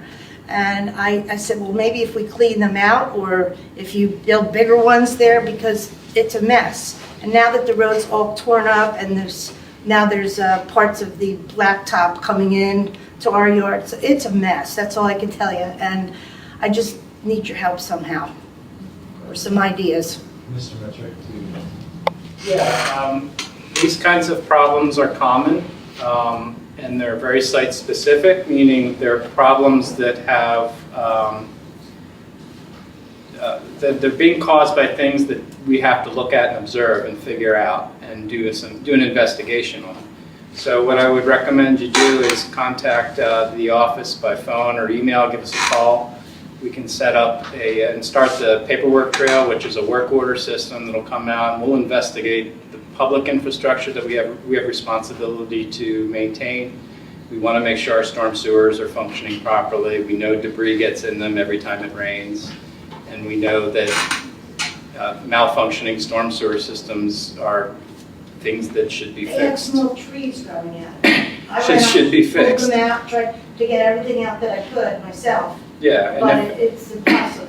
we're aware of storm sewer failures in other locations in the borough, and one of the things in our capital plan is a replacement of one of those storm pipes that we've known about for a while. So we do that work as well. And there's other kinds of solutions that can help with stormwater infrastructure, if that's the problem. But like I said, we need to do an investigation and figure out what the causes are.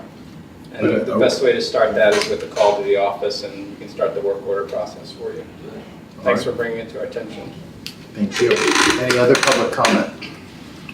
Hearing none, I'll move to 8A, Finance and Administration. Do you have a report? I do have a quick report, and I printed these just because it might be helpful to take a look. So the Finance and Administration forwarded our final thoughts and recommendations for the communication plan that we were charged with. This was co-created between the F&A committee and the office staff. We identified goals, outcomes, and pre and post measurement for communication. Goals, I'm going to maybe quickly run by these, but understand that this was kind of handed off and saying this is what the committee thought, and now it's the office and the staff that's going to package this, and then next month we'll have a presentation and a conversation about what that communication plan looks like. But these were our suggestions. So I can quickly go through them, but I would suggest that perhaps we hold off on the conversation until the office has a chance to kind of operationalize this and present it in September. We started with identifying 3 goals. The first, and again, these are all kind of guiding principles that then we as a council can make decisions of how we allocate money, policies, or resources. The first is that physical space promotes efficient communication. How to do that? Invest in office materials that allow relationships and efficient interactions. Second goal, timeliness, fresh and current information. This holds both us accountable as council members as well as staff. Council agenda and minutes are updated. We provide materials for the webpage. The matrix timelines are consistent and deliverable. We had that matrix last month. The third goal is legibility, how we measure that, what page maintenance and development committees, the NBA, commissions can provide information in the office for consideration. And the third is, does council want to have a conversation next month of, do we have a way for citizens to communicate with us besides public content, public comment, or when we're out to dinner with our families? Do we consider twice a year having like an informal meet or greet, something as council? Outcomes, how are we going to measure this? Citizens and stakeholders feel welcomed, valued, and informed. Additionally, we want people to understand how to be informed citizens themselves. We did not do any pre-qualitative analysis here, but Matt has assured us that we can look at some metrics, including email and response rates and web page visits. And what's not listed on here is Flash. Are people signing up and utilizing electronic resources for information? So this is what was kind of packaged and agreed upon, sent to the office from public presentation in September. Thank you. Good. One more quick thing. Let's hold comments on it, because we're going to get some in September. Okay. Go ahead. Cindy. The last and final thing though is, so once the communication plan is agreed upon, voted on, and operationalized, that negates the use or the need for an information officer, because those services now will be transferred over to Michelle and the office staff. And that really leads into the conversation of, do we look at, well, we now have an extra $12,000 a year, period. We are also starting to examine how do we do MOUs. The first MOU that we discussed is with our Narberth Business Association. And what does that relationship look like as we begin to formalize all of these partnerships? Okay. Infrastructure. The infrastructure committee did not meet this past month. We'll be meeting Friday. However, we did receive 2 letters. One was from the neighbors on Windsor Avenue, whose questions I addressed during the discussion of the Windsor Avenue project and the presentation. I wanted to just tag onto that with a question for council. I think Michelle asked this question, is like, sort of how are these decisions going to be made about which options we pursue for the treatment of the streets. I mean, you were asking kind of about scope, Aaron, and I was asking about and I think I think there's some anxiety, and since there's some anxiety in the community about, who's going to choose the options. It's my understanding that we're sort of that we're depending upon the expertise of the engineers, and that that they'll bring to us options based on their expertise. But I do think we should maybe take a minute now, or if you'd like, have the infrastructure committee address the question of how will the public be engaged in deciding, what option to pursue. Because we can't read, we haven't been able to conclude from the phase 1 study exactly what the solution should be. I do think that you're right, we'll never do anything if, you mentioned this before, we won't get anywhere unless we have from the outset, a clear decision-making tree that we can navigate. So, any thoughts on having the infrastructure committee discuss a path for community engagement and decision making? To build on how we were going to do that, I mean, we came up with that flow chart, and part of that is really, we all agreed that there were certain iterations and points where we would invite community members and stakeholders. I do think, to the goal of being informed citizens, I would caution us as council members to say when someone appoints themselves as a spokesperson for a street or a neighborhood, we have no credible evidence that that is in fact true. And individuals need to contact us, not someone saying, I'm speaking for. So perhaps, Yes. And that tale is as old as time. Of course. But it's a gentle reminder. But I get it. It's well taken. However, the net effect of not having not being able to say to the community, this is how we're going to engage you, leaving that as in a vacuum invites a lot of that kind of activism and political. What could you suggest as part of the process we've agreed to that would help us accomplish this? So I think we could partner with the NCA. We could invite the North Recycling Club. We could invite the library. Who are those stakeholders? Invite the NBA, because they do have arms on Windsor Avenue, and have an open meeting, perhaps one that's at night, and invite stakeholders and residents to come share ideas with us. But I'll only say this, and I've said it before, you were elected to make the big decisions for this town on behalf of the community. Yes, we must listen. Yes, we have to weigh all options, all ideas, as Mr. Metrick said, all of those crazy pieces that we put in the pot to figure out what we're going to do. But ultimately, that's, it's representative democracy. You're here to represent and to make the decisions. And as always, as President Metrick and I, and many others in this room in the past have said, sometimes it's the silent people we're representing that you and I bring forward, the people who care lots about trees and maybe not so much about, a buffer, or maybe those people. So I just want to say that, yes, I really appreciate that the community has to be involved, has to hear it, has to know what's going on. I agree with that 100%. I also agree that, in the end.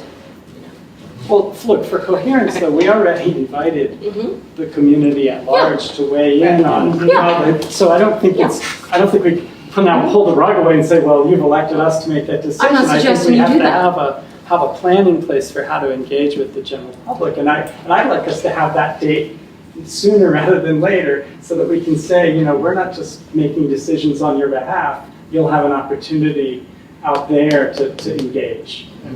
And those were my last two comments, so I appreciate that, Bob. Thanks for reiterating. To put a nuance on that, Bob, I've been dealing with a lot of engineering firms who work on projects like this, and they get frustrated with their municipal bodies because municipal bodies thinks that the engineer is going to just, well, tell me what to do, tell me what is the best thing here. That's what we're paying, that's what you're an expert for. But really what an engineer's firm like this, traffic, civil, stormwater, needs to know what is important to you in order for them to set their priorities. So again, I guess the missing step here would be public input should come to you, so then you can communicate to the engineer what really are your body's priorities, what are the needs and desires that you're looking to have, that those engineers can then take and then prioritize and then help you make the decisions as to based upon what you want.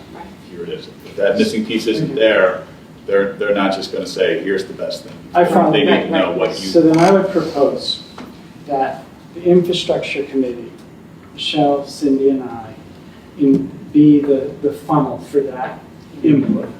And that we will create either an event or an occasion or several occasions or a rolling opportunity for people to provide that input to our committee. If that's acceptable to you. I mean, I think at this point, there's a lot of information that's publicly available on this topic. No decisions have been made. If there's overwhelming support for one or another, now is the time for us to find out. So Yeah, I mean, we did pay $12,000 to have that public meeting, so I think if we want to hone it down a little bit more and invite specific stakeholders like the NCC, the NBA, the Conservancy, the Library, the MAA, to give a little more additional information, in addition to citizens individually reaching out to us as elected officials and providing their 2 cents. Then maybe, hearing what both of you are saying, and in the interest of time, reach out to them to attend your next meeting. And rather than making it a special event on a special night. Well, or any meeting. Yeah. Yeah. But sure. I mean, we know we're going to be discussing whether to move forward with this. This is not something we're hoping in 12 months. This is something we're hoping to make sort of some immediate action. So,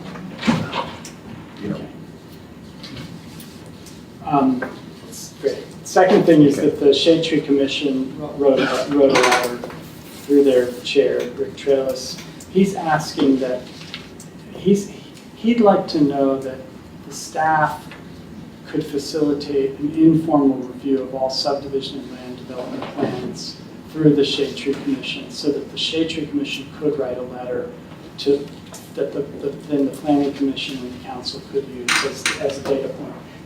The purpose is not to add extra steps or extra costs to anyone. It's entirely just the Shade Tree Commission volunteering to look at development plans. They have something to offer. Yeah. They're not currently in the loop. Yeah. They'd like to get in. That's right. They would prepare a brief and simple comment letter which the Planning Commission and Borough Council could use as they see fit. That's the request. John? And that's all I have as a ordinance. Well, subdivision and land development ordinance needs to be redone. I think most people recognize that. It is something that could be put into our ordinance as a requirement for the land development process, noting that any reviews have to be within the time frame for the entire plan review. It doesn't have to be at the tentative sketch and final, and probably wouldn't be at an early stage because they won't have those trees picked out until later in the preliminary before the final plan. So formally, yes, it can be put into the code. Informally, if Planning Commission or Council wants to condition any of their approvals on going to the Shade Tree Commission, we could start to do that. We've actually started doing that with life and safety issues on recent developments to comply with the fire marshal's reviews. It's not technically in the code, but we want that to be a condition. So moving forward, we can make it a condition of preliminary plan approval, at least, or a final plan approval that they comply with Shade Tree, that they go to the Shade Tree Commission and they present and comply with recommendations. So can I ask, is everyone on council okay if John adds that to the next draft? I'm seeing a lot of nods. Sure, yeah. So would you Please do, add John. that? Thank you. And that's all, unless Michelle or Cindy have something for infrastructure related, that's all I have at this time. Okay. Of this month here, a lot of information about police activity, fire activity, and of course all that rain that we had, and that was part of our conversation. And I know it's on our minds and the public's minds, and it's in the press, it's everywhere about all the water. And so, whatever steps you can take, obviously not to try and drive through high water. Don't do that, don't drive. If the cones are out, if the barricades are up, please don't try to go around those because they're there for a reason and it's dangerous and your car's going to get stuck and then someone's going to have to be pulled away from another task. An emergency person is going to have to be pulled away from another task to get you out of your car and try to recover your vehicle. So please just keep in mind how important it is to pay attention to your surroundings and maybe wait a half an hour, wait an hour, and I'm sorry about that, but it's better than being stuck in high water. So that was a big part of our discussion. I would like to say that the report that was prepared by the chief has a lot of detail to it. I'm not going to ask him to read it because we are in a large agenda tonight, but I'd like to just have it submitted to the public record. And any information that should be redacted, I'll leave it to Mr. Metrick to do that, along with our other reports. The second piece that we discussed was a conversation that Mr. McGreevy and Ms. Rickards and everybody who was there at the meeting, and Mr. Metrick is aware of, that we started asking sort of deeper questions about what it takes to actually purchase items for the borough, like cars, like anything that's not necessarily in the CIP, but definitely has a significant dollar amount to it. So we asked that, what additional criteria would be used to assess the equipment and to move to appropriate replacement that reflects the values of innovation, yearly budgeting, repair records of those items, environmental commitment, long-term departmental strategies, and what's best for everybody in the borough. It's something that Mr. McGreevy put very well, and Rob, I'll leave it to you. Take up what you told us, your thoughts. Well, this is something that we can do in partnership with the Chief of Police and Public Works. Also Public Works, to establish standards for purchasing expensive equipment going forward. It could equip the council to make some of these decisions, because often when we're presented, with this decision to replace a car, for example, we don't have, say, principles to guide us. Is this environmentally sound? Is this safe for the working conditions for the staff? Is this, do we have a kind of maintenance schedule? Can we wait? Can we have a longer interval in between replacing the fleet, for example? And what's the review of the items we were looking to replace it with, right? So that's part of it too, to say like, what's the record of what we're about to purchase? So it's a lot, other than saying this is outdated or no longer can be used in the borough. It kind of goes beyond, I want something new, it just moves less. It's a little more formal. It's more formal, and it's a less sort of reactive purchasing plan in my mind, but we have some principles. And Mr. Metrick has had those conversations, not just with us, but... So this started in public safety because of a discussion about police vehicles. That's right. It seems like it would, as it would develop, would trend more towards administration. Yeah, right? absolutely. But if we could come up with, because, this council, especially more than any other, has talked a lot about innovation and broader ideas and looking, I don't want to say greener because it gets tagged as being something it isn't, but we've definitely had those conversations about what are our priorities going forward. If we talk about trees for the next 50 years, what are we talking about the next 10 years and what we're purchasing? And are they smarter decisions? Okay. All right, thank you. So? That's it. All right, let's move to 9A. Can I get a motion? I move the Borough Council approve the minutes of the July 17th business meeting of Borough Council. Second that. Any discussion? All in favor? Aye. Motion passes. 9B. I move the Borough Council approve the scheduled bills of the general highway aid, sewer, solid waste funds, and authorize the borough manager to pay all bills. Seconded. Any discussion? All in favor? Aye. Motion passes unanimously. 9C. Do you have a detailed motion for this one? I do. You know what, though, before we... Okay. I believe that one of the candidates or interested parties for the EAC's letter was not included in our meeting packet. So I asked that we delay the EAC committee discussion until next month. Okay, we will push Sean to note EAC to So next month. can I amend the motion then? I move the Borough Council appoint. You can just change it and read it. You don't have to amend it. Right, You're okay. choosing. I move the Borough Council appoint Borough, well, we have one candidate for the zoning hearing committee. Well, there's two. I don't know, did you get the letter from I did. Mr. Careless, who is the alternate, sent a letter that suggested that he is the alternate currently and would like to move to the full position. Oh, I did not see that. It came in just Yeah, sorry. Who's the other applicant? I missed that. Elin Wester? What if we made our alternate our full and our new applicant our alternate? We could do that right now. Yes, sure. Yeah, sure. Okay, so I move that we appoint Mr. Careless as a full member of the zoning hearing committee board and appoint Elin Wester as the alternate member. And I don't know there's an appointment I'll second here. Is there a second? I'll second that. Seconded, it's on the table. Mr. Walker could, or someone in the office could confirm the years of equipment and Yeah. make sure that all of that fits. Yeah. All in favor? Aye. Thank you. Motion D, I move that Borough Council adopt resolution 2019-2020 final plan approval for land development of 100 Forest Avenue to construct a 3-story mixed-use building for the attachment. Is there a second? Sure. Seconded. Is there any new information council needs to be aware of to consider this? Since we've gone through this with the 114, this is the final plan approval. So again, this is what will be built. No more approvals after today. Just to give more details, this is an 8-unit, 1- and 2-bedroom apartments on the 2nd and 3rd floors, with 1,346 square feet of retail uses on the 1st floor, surface parking with 5 parking spaces, 1 additional parking space near the dumpster area, 1 new on-street parking on Forest, a 7-space bicycle rack, and then all the associated improvements that need to be made, stormwater improvements, landscaping.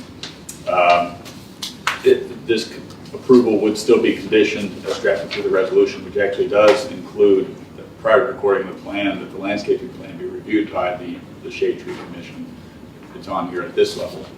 We can make that, perhaps move that up in the future for preliminary plans, so there could be a meeting, but there is still some Shade Tree Commission review, but also review, be in compliance with all the review letters of the borough engineer or zoning officer, obtain any necessary permits, comply with recommendations for fire marshal, life and safety issues. There will be a land development agreement that would be entered into where we make sure that they post the escrows for all of the improvements, the public improvements they would have to install, and to make sure that the development is done appropriately. These agreements, we've been careful to add language due to the proximity of this development with the 114 development and the 203 Hadronford development to make sure that any traffic and pedestrian disruptions are timed so that the entire block is not closed down. Good idea. So we make sure that's done as well. There were architectural renderings for this plan and also for 203, which is on the agenda. There's a condition that those features be implemented, so they can't do a switch-o, change-o on what this building would look like, so I understand that that's important to the community at large. So with approval of this, the next steps would be to... I'm sorry, Mr. Walco, there's a question came from a member of the public that you asked about, you mentioned environmental issues underground. Could you explain that? I think I mentioned stormwater, landscaping, and other related improvements are being made. I'm not aware. Oh, I didn't mention environmental issues underground, but there is monitoring for 100 Forest that would continue to be monitoring. We had entered into an agreement for that. So the past contaminations would still be monitored to make sure that those are not migrating through the borough.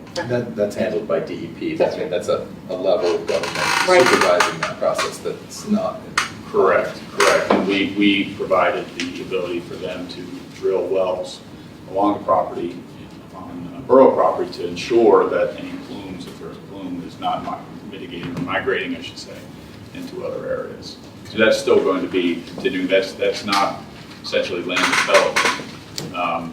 Again, if they were to, they have to obtain all permits and any planning modules from Pennsylvania DEP and any county departments as well. So if the DEP says you can't proceed with something, our approvals don't overrule that as well. Thank you. So the next step again would be that they enter into improvement agreements, and then they are ready to file their plans and then start the development. But basically, no material changes from the proposals that we saw with the previous vote. No, just additional levels of detail that were reviewed by our engineer and the planning commission, who did make recommendations for this as well. Any discussion? All. We did discuss it at Shade Tree. I guess that was a couple nights ago. The applicant offered to plant really significantly extra trees on the street. That's the next thing. Thank you, applicant. All in favor? Aye. Motion passes unanimously. E. I move the Borough Council adopt Resolution 2019-021, final plan approval for subdivision and land development for 203 Hadronford Avenue and 107 North Essex Avenue to construct a 3-story mixed-use building with associated parking lot per the attachment. Is there a second? Second. Thank you, Michelle. John, anything different than what you just said? It's in the same position, same conditions, obviously different review letters. But again, all the Harvard Planning Commission, our professional staff has reviewed and approved, and they would have to comply with any remaining issues. To be clear, again, this is to construct a 3-story mixed-use building fronting Hadronford Avenue. It'll accommodate 16 1- and 2-bedroom apartments on the 2nd and 3rd floor, and provide 4,202 square feet of retail use or uses on the 1st floor, 10 parking spaces on site on Essex Avenue that's accessible from Essex, and four new on-street parking spaces. And again, improve the stormwater management as they're required to do the landscaping and other associated improvements to that corner. Again, all the conditions are the same. There is a consolidation that would need to be done because this is 2 lots, become one larger lot. To record a new deed for that, which would be a condition. They will be dedicating an area along, small area along Hadronford Avenue that was done in order to make sure that the building didn't encroach too far onto the corner. They will be maintaining that portion. Will enter into a separate maintenance agreement just for that portion as well. So otherwise, nothing additional to report. Okay, any discussion? Hearing none, all in favor? Aye. Motion passes unanimously. 9F. Good one. I move the Borough Council approve the 2019-2020 capital plan and budget. Is there a second? I'll second. Put this on the table. I agree. Okay. Discussion. I know everyone's taking a look at this. There were some thoughts on different matters, so how about it? It's kind of whoever jumps in the pool first. Well, I have a question. Yes. Preliminary question, because Thank I think I found the one we approved from last year. I was looking, and I saw, I think it's 7/18/2018. I think it's the last one that we approved.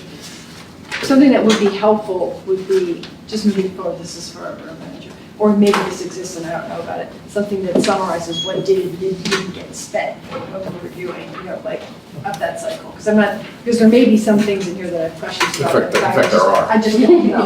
Yeah, something that just bumped to the next year, yeah. Or whatever, just sort of get a idea. Anyway, but that's a question. And now I just, I'm looking at it and I see that there were quite a few items that we have budgeted for that are gone. And I believe that is really to offset the unexpected expense of the vertical shielding and sidewalk removal for the North Avenue Bridge. Is that correct? What particular items are? Well, there's a lot, or maybe I'm misunderstanding. So I have this building CO detectors, about 41,000, and I see that was budgeted for 2019, 2021. Okay.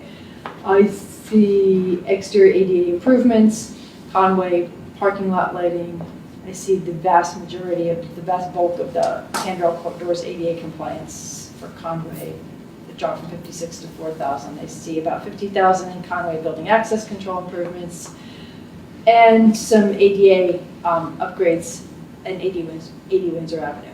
So those are items that look like they're gone from what we had talked about last year. And I'm assuming that they're more or less to offset the unexpected expense on the bridge. And I just think it's important to say that publicly so people understand. If you looked at that and were like, well, what happened?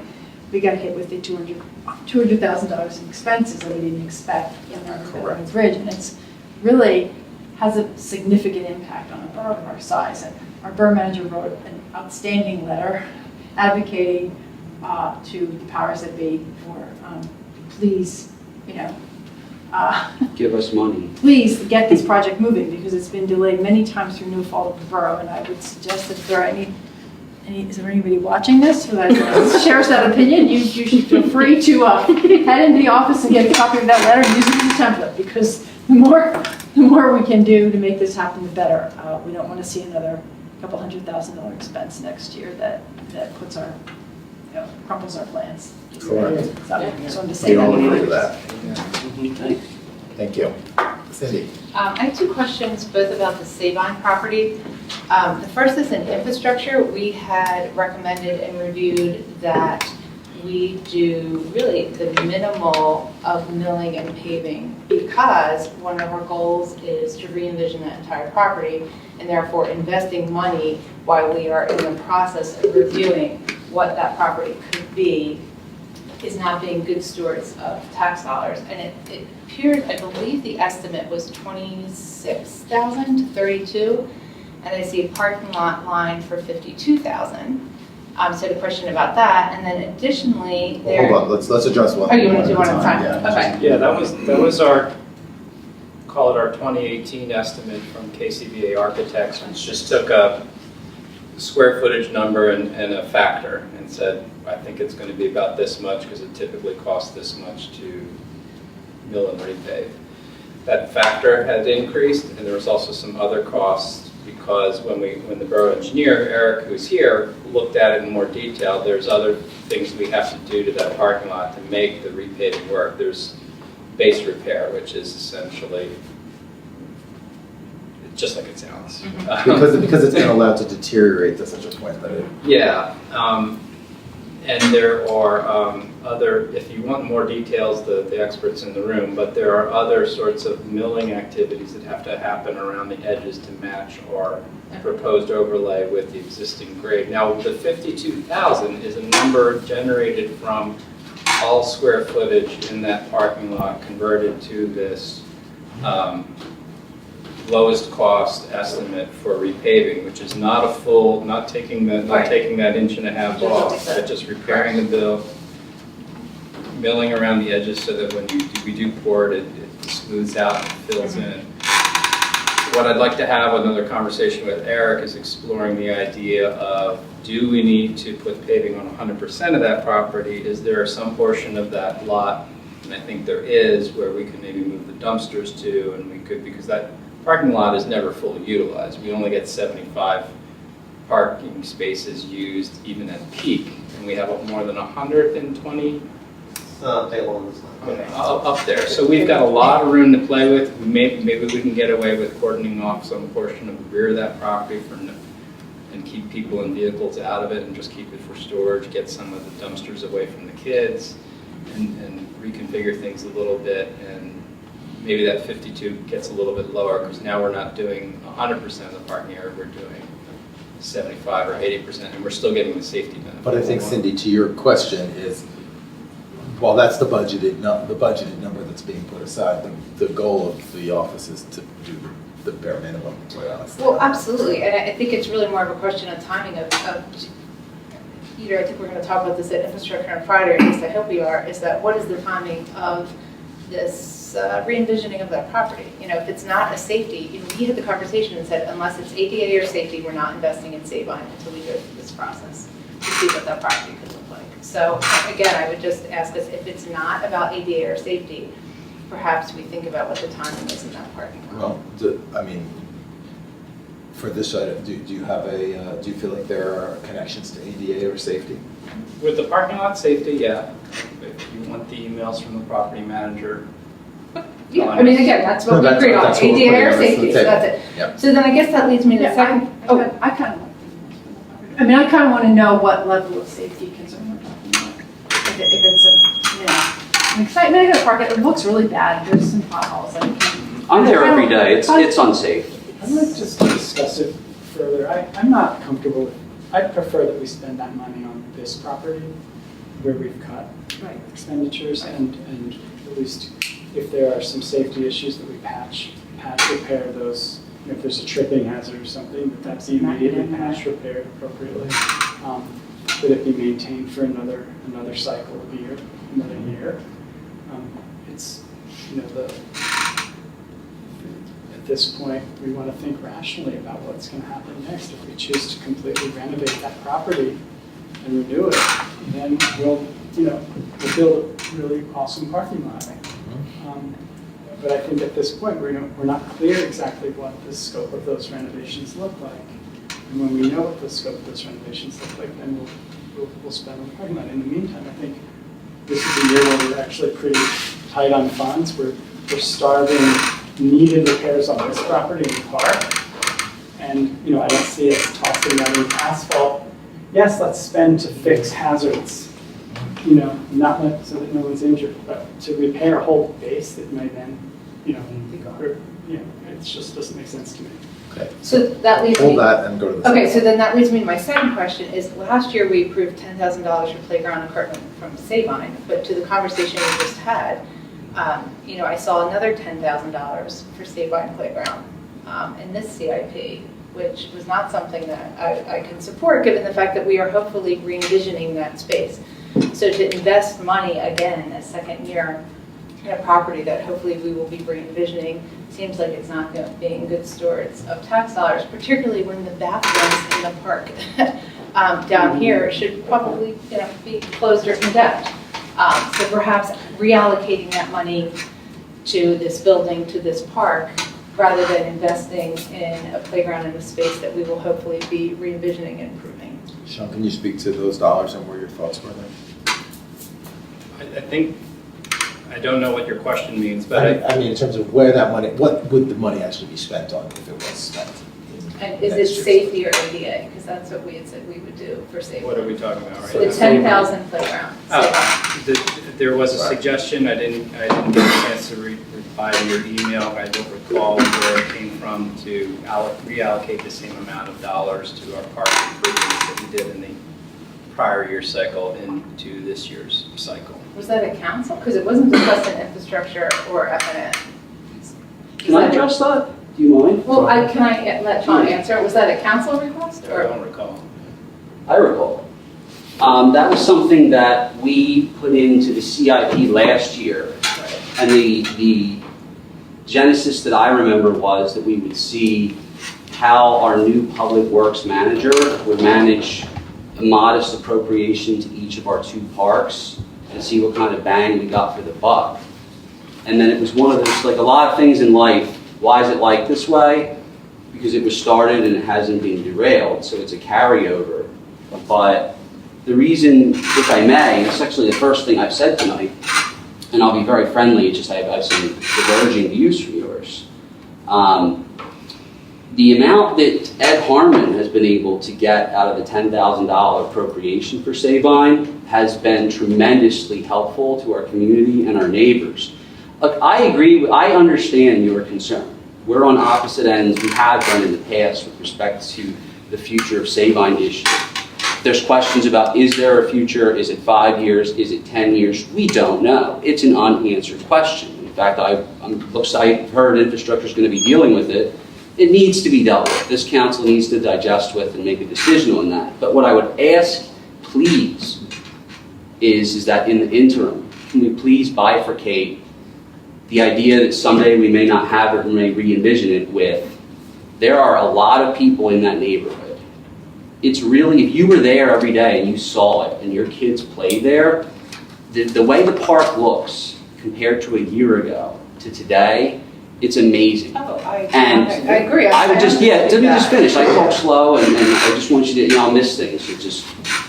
And to just keep up, it's really just money to maintain to maintain a usability. It's not 100 grand, it's not 500 grand.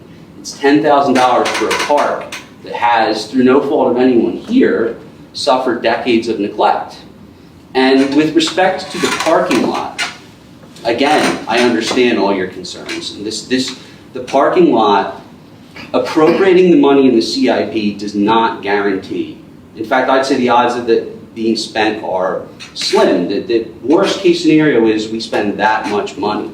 But I remember distinctly in F&A last year that when Ed from KCBA came, that parking lot is not safe. I am there every day. I'm not exaggerating. That is an unsafe parking lot. That's what Ed said. We know it's unsafe, and to risk, we've already had $250,000 payout from litigation from an injury that occurred on that property. And part of being good stewards is, I want to strike a compromise between a minimum level of maintenance and the long-term disposition. And fixing a parking lot that men, women, and children walk on in the hundreds every day, all day, that's filled with holes and cracks, and just cleaning up a playground that has become a real, people use it now. The usage of that playground is through the roof. We're building something that can carry on to whatever the future vision is. I would just ask that we please maintain these items. There's a long list of community users that care very deeply about that. And I blame myself for not maybe inviting them or getting their input tonight. But there's a high demand, and this is relatively low investment where it's needed, because there's a lot of, it's needed. It's really needed by, if you were there every day and you saw it and you talked with the people there, I think that you'd share my opinion. Any other comments on this matter? Yes. I'm there frequently, and to Jim's point, a little bit to Jim's point, it's hard to see the other people in the building, and the joke is about the parking lot. Is the borough ever going to do anything? Or is this going to be like the roof? And so I understand the long-term piece is not completed, and I get that. But every time you delay maintenance, this is why we're stuck with tennis courts that don't work and bathrooms that are disgusting. And this is why the roof is 3 times the amount of money, because we've delayed maintenance every time. And now those of us who sit here and have said, the last couple of councils have had to sort of unwrap that mess and figure out what they can pay for and what they can't. But when you defer, ask the school district, when you defer maintenance and you don't take down the school buildings, it's 3 times the amount of money that was originally estimated the longer you wait. And so to the safety issue, it is unsafe. The joke was said to me the other day that, oh, we're running out of cones to put over the holes in the parking lot. And I said, oh, I'm sorry, I walked away. There's that. We also have a uniform property maintenance code in this town that actually covers our properties as well. So I don't know how we say to our neighbors, you keep your bushes up, but we're not going to keep, say, my park trees up. You keep your driveway or your sidewalk up, but we won't. It's very challenging, and it's not appropriate. And also there are leases there, and I know Mr. Walpo's familiar with them, and I would suggest that council members reread those leases. I agree with both of you that we should be maintaining the parking lot and playground. I think there's a difference, however, between maintaining a parking lot and reconstructing a parking lot. Sure. It's a different scope of work, and I don't think, I doubt, I can't speak for others, but I doubt anyone's suggesting that we not maintain the parking lot. Or that we not maintain the park. I think absolutely it's our responsibility as good stewards of the borough. So, but it's the reconstruction, it's the repair of the base. I think there's a lot that can be done with good appropriate maintenance. We see it everywhere. For the parking lot, I think, having worked there for many years, and I no longer do, but the extent of the damage is so widespread, and I'm not competent to say you can do it as a patch job versus actually it would be more cost effective to do this. That's the answer. Again, we agree that we would do safety and ADA. Right. But what is an option is for council to approve these funds. The borough manager, I think, hears the message loud and clear, which is before these funds are spent, come to this council and say, listen, this is what we came up with based on our analysis, and to get our approval of that before proceeding, even though it's a hot button issue, right? Sure, but I also think, so we're appropriating $44,000 for the baseball net, because that was the estimate for the backdrop of the baseball net. Well, the estimate was significantly more than that, right? Well, For the baseball netting in? Oh, it's $44,000? The backstop or the Hadronford The Avenue? netting. 44. 44, okay. So I thought we had discussed having other Those uses, right. But that's what's being budgeted. Correct. So we're not allocating any funds for the bathroom or the tennis court, but we're reallocating $10,000 the second year in a row for a park that would. We'll get to the park. I'm splitting these apart because I want to get to a solution. Okay, all right. So, is everyone comfortable with that? Sure. Which is to say, leave this budgeted amount for the parking lot. and have the office come to us with a repair proposal? Okay. Meaning that it's in there, but that doesn't, if the office is able to get a job performed that adequately addresses all safety issues in totality to a reasonable degree, that we would then go with the lowest bid in that scenario. Is that what you're getting at? That's what I'm getting at, which is the office is going to be tasked with fix the parking lot from a safety perspective for the lowest possible cost. This is the amount we're putting in the budget. Clearly, they want to spend as little as possible. They're going to come to us with a solution. So it's just a safety fix. That sounds like a reasonable compromise. Is that what the $52,000 is? But we're going to budget $52,000 Well, no, because we we do, don't because know that it's going to cost less than We do, that. because we have had this discussion in infrastructure like a half a dozen times. But you Going didn't bring back it to the so table. My question This is the, this is. Hold on. Excuse me, Gigi. I Sorry. can't just finish my question. So my question is, at this point, I think we do know what this $52,000 is for, right? Can you tell us what it's for specifically, so we know? That $52,000 is to have a company come in and put a new layer of asphalt on the parking lot.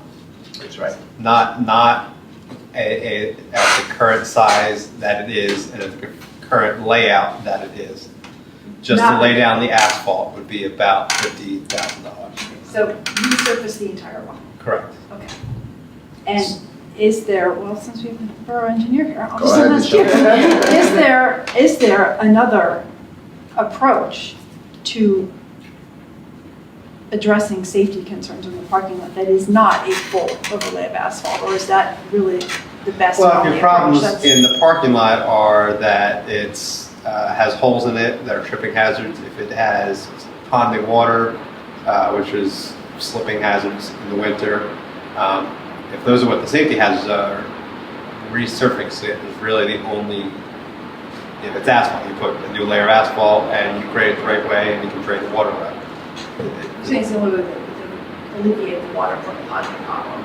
Right. I mean, I believe I haven't seen the safety, I guess, complaints in the parking lot specifically, but I would imagine it's holes and ice. Holes, water, gravel. Right. Correct. So you eliminate the gravel. You can when you pave it, you can grade it enough so water doesn't pond there, and you get rid of the holes. So why don't we just leave it in the CIP and ask someone if he can do it for less? If he can do this less and it's safe, that's awesome. We should do that. I'm not looking to throw money away. Can we agree that we'll reduce the size of the parking lot to 70 spaces, but that we won't allocate the back portion to storage? But we'll I don't allocate it think as that a we need as a recreational council space. to micromanage the issue. The message to the office is spend as little money as possible to address the safety But issues. since this project, and it would be bid connected to the concrete work, because the same contractors would do the same kinds of work, so you save on mobilization.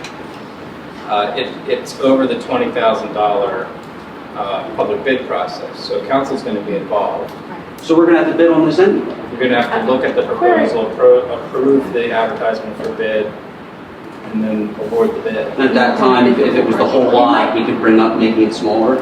I know you don't want us to micromanage, but here we're getting into, in my limited experience, concrete and steel are very different types of work. They have been different times of year, they use different equipment and different raw ingredients, so I'm confused why we need to put them out together. Granted, limited experience. No, I mean, that's generally going to be the same contractor that's going to work. So, that does paving and asphalt. Very often, there's a general contractor that does the same work. Oh, general contractor, okay, but I mean, they're pretty different work. You use different equipment, different raw materials. Correct, but usually have the same, times of usually have year. the same contractor out that would be operating doing the same thing. And your benefits of bidding them together is you're saving on the whole cost of the bidding process and of the mobilization contract. I didn't hear the last part, I'm sorry. You'd be saving on if you have more work in the one contract, you're only bidding once, so that's a lower cost. You have to go through the whole Thank public you, yeah. process. It was the last sentence I did. And then having the mobilization. Okay.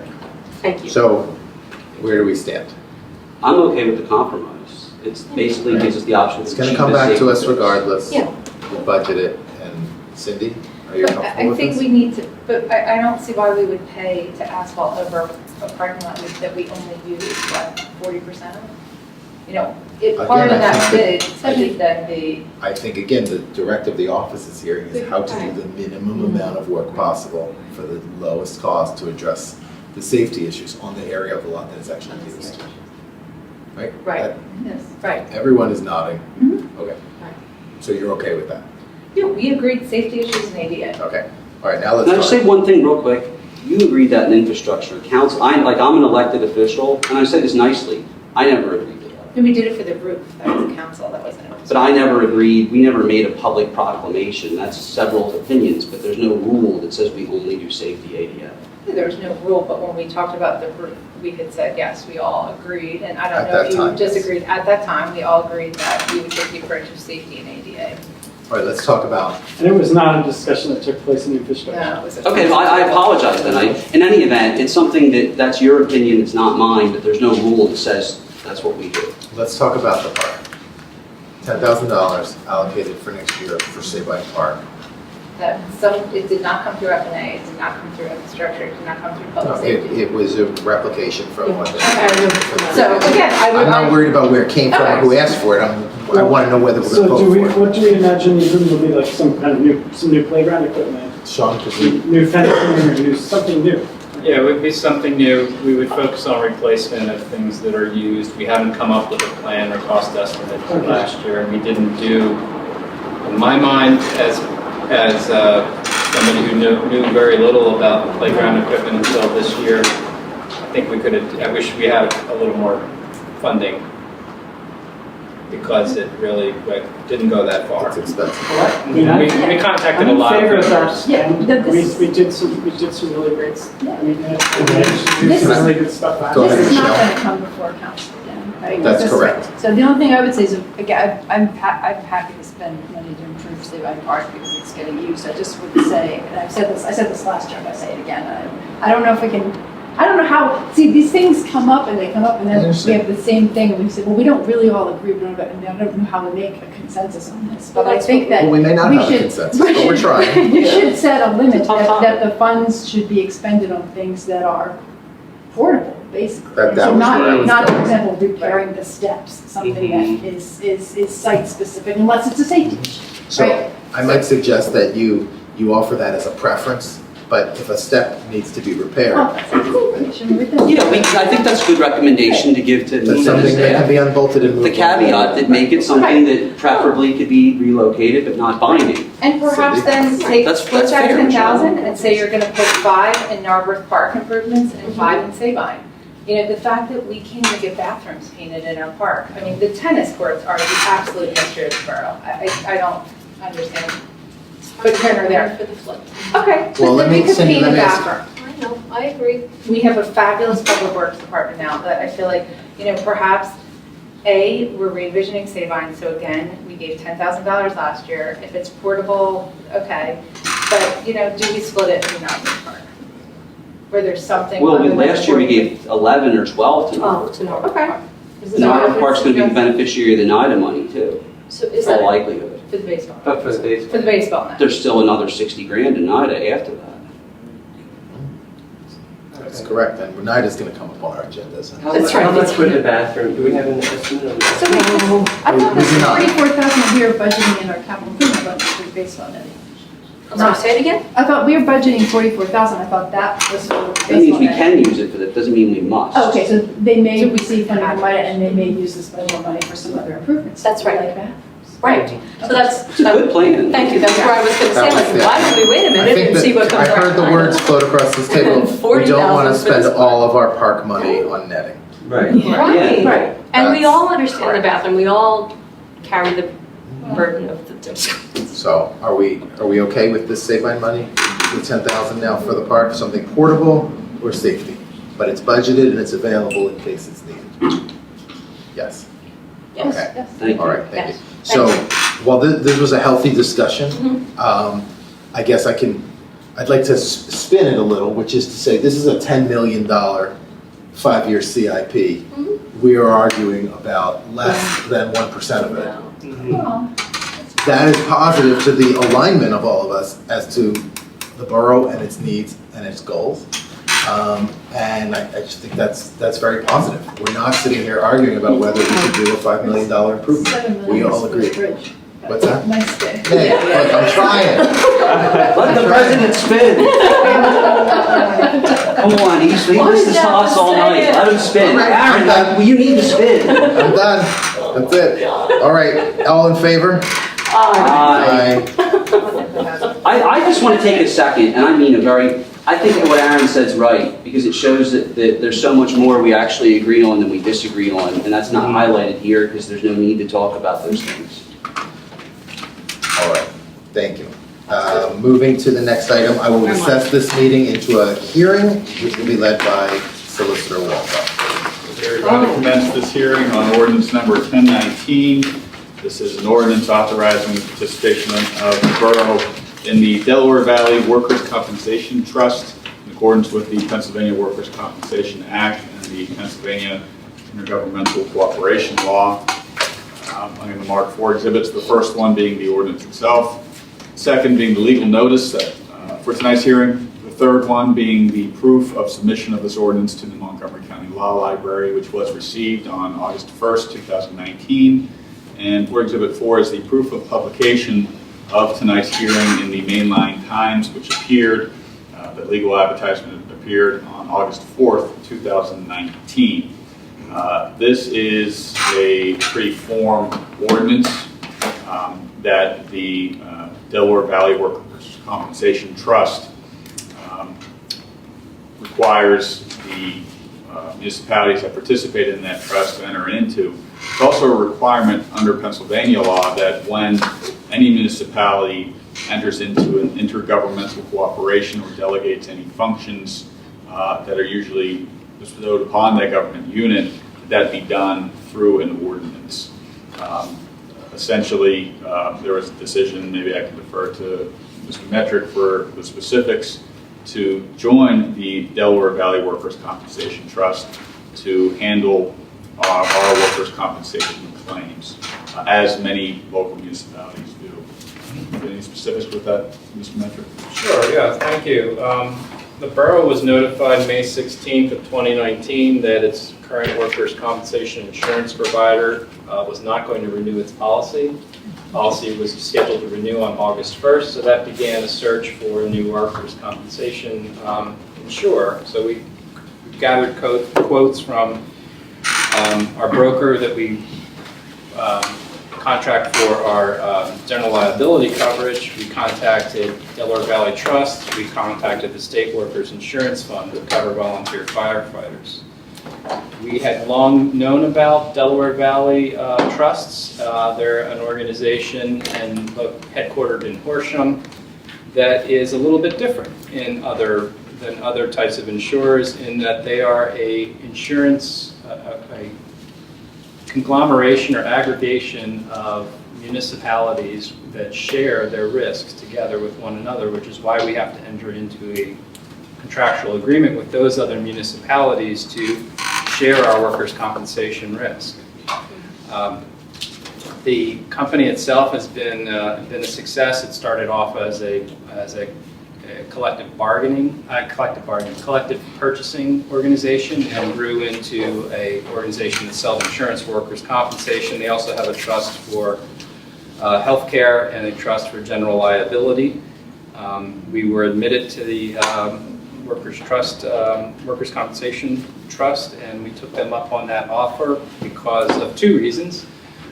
It's a cost savings to the borough of about 5% over the whole collection of non-volunteer firefighters, because we had to bifurcate our workers' comp coverage to put our volunteer firefighters onto the State Workers Insurance Fund. So that we went through a different insurer for that.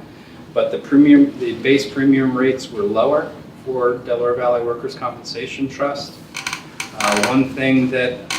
The other thing that I'm really happy about joining the trust, and you all should know about this, is that to participate in the trust, you have to have the trust of the other members, which is basically to say there are rules and good behavior and practice and risk management strategies and training and workplace management rigor that you have to follow to remain in good standing in the trust. If you fall out of good standing in the trust will kick you out.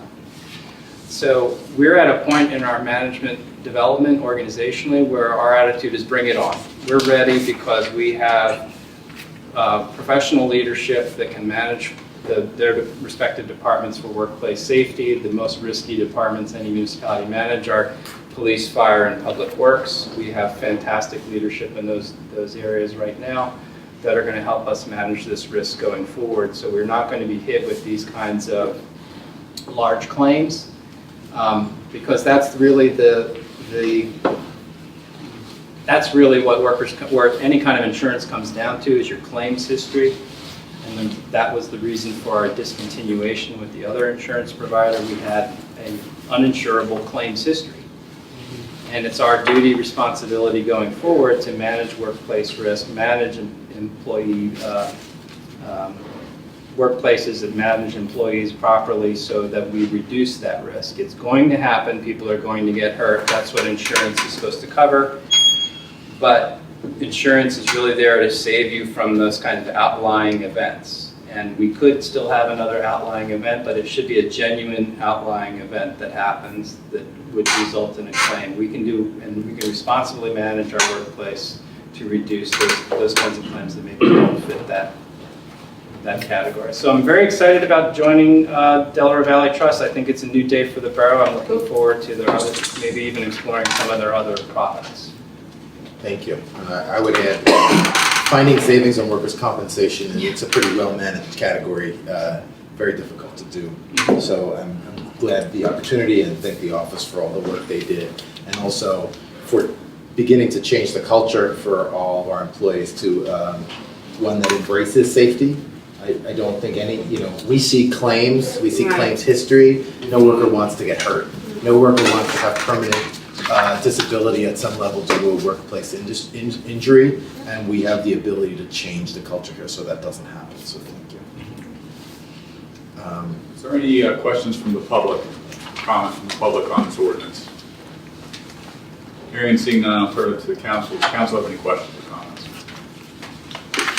Hearing and seeing none, we will close this public hearing. This ordinance is now in position for this board to be voted upon. And I guess we will re-adjourn back into the public meeting for future purposes. Back in the public meeting, Councilor Rickards. I move the Borough Council adopt ordinance 1019, authorizing the participation of the Borough of Narberth in the Delaware Valley Workers' Compensation Trust in accordance with the Pennsylvania Workers' Compensation Act and Pennsylvania Intergovernmental Contract Law. Second. Seconded. Any discussion? None. All in favor? Aye. Motion is approved. Let's go to H. I move the Borough Council approve a settlement agreement between Narberth Borough Robert Antorno and Lower Marion Lodge 28 Fraternal Order of Police per the attachment. Is there a second? I'll second. Is there any discussion? Hearing none. All in favor? Aye. Motion passes unanimously. I would like to amend the agenda to add a discussion of supporting a motion to support the zoning hearing board application of 650 Montgomery Avenue, so we can put that on the table. I move that we amend the agenda and add, so moved. And also J, to discuss a zoning hearing board request from 116 Conway Avenue. So those two, I and J. I'm so moved. Is there a second? I second. All in favor? Aye. The agenda's amended. Let's go to I. Okay, go ahead, Bob. So I move that council endorse the variance request by the applicant at 650 Montgomery Avenue. I vote that I move that we endorse that variance request. The motion would be to endorse the variance that is being requested by the applicant of 650 Montgomery Avenue to maintain the existing sidewalk and verge at that address. Is there a second? Second. Seconded. Is there any further discussion? Yeah, I'd like us to recommend some conditions, and one being that the trees be maintained, that they be cared for, maintained in perpetuity, and that if should they die, that trees will be replaced. That the trees will be replaced in those locations.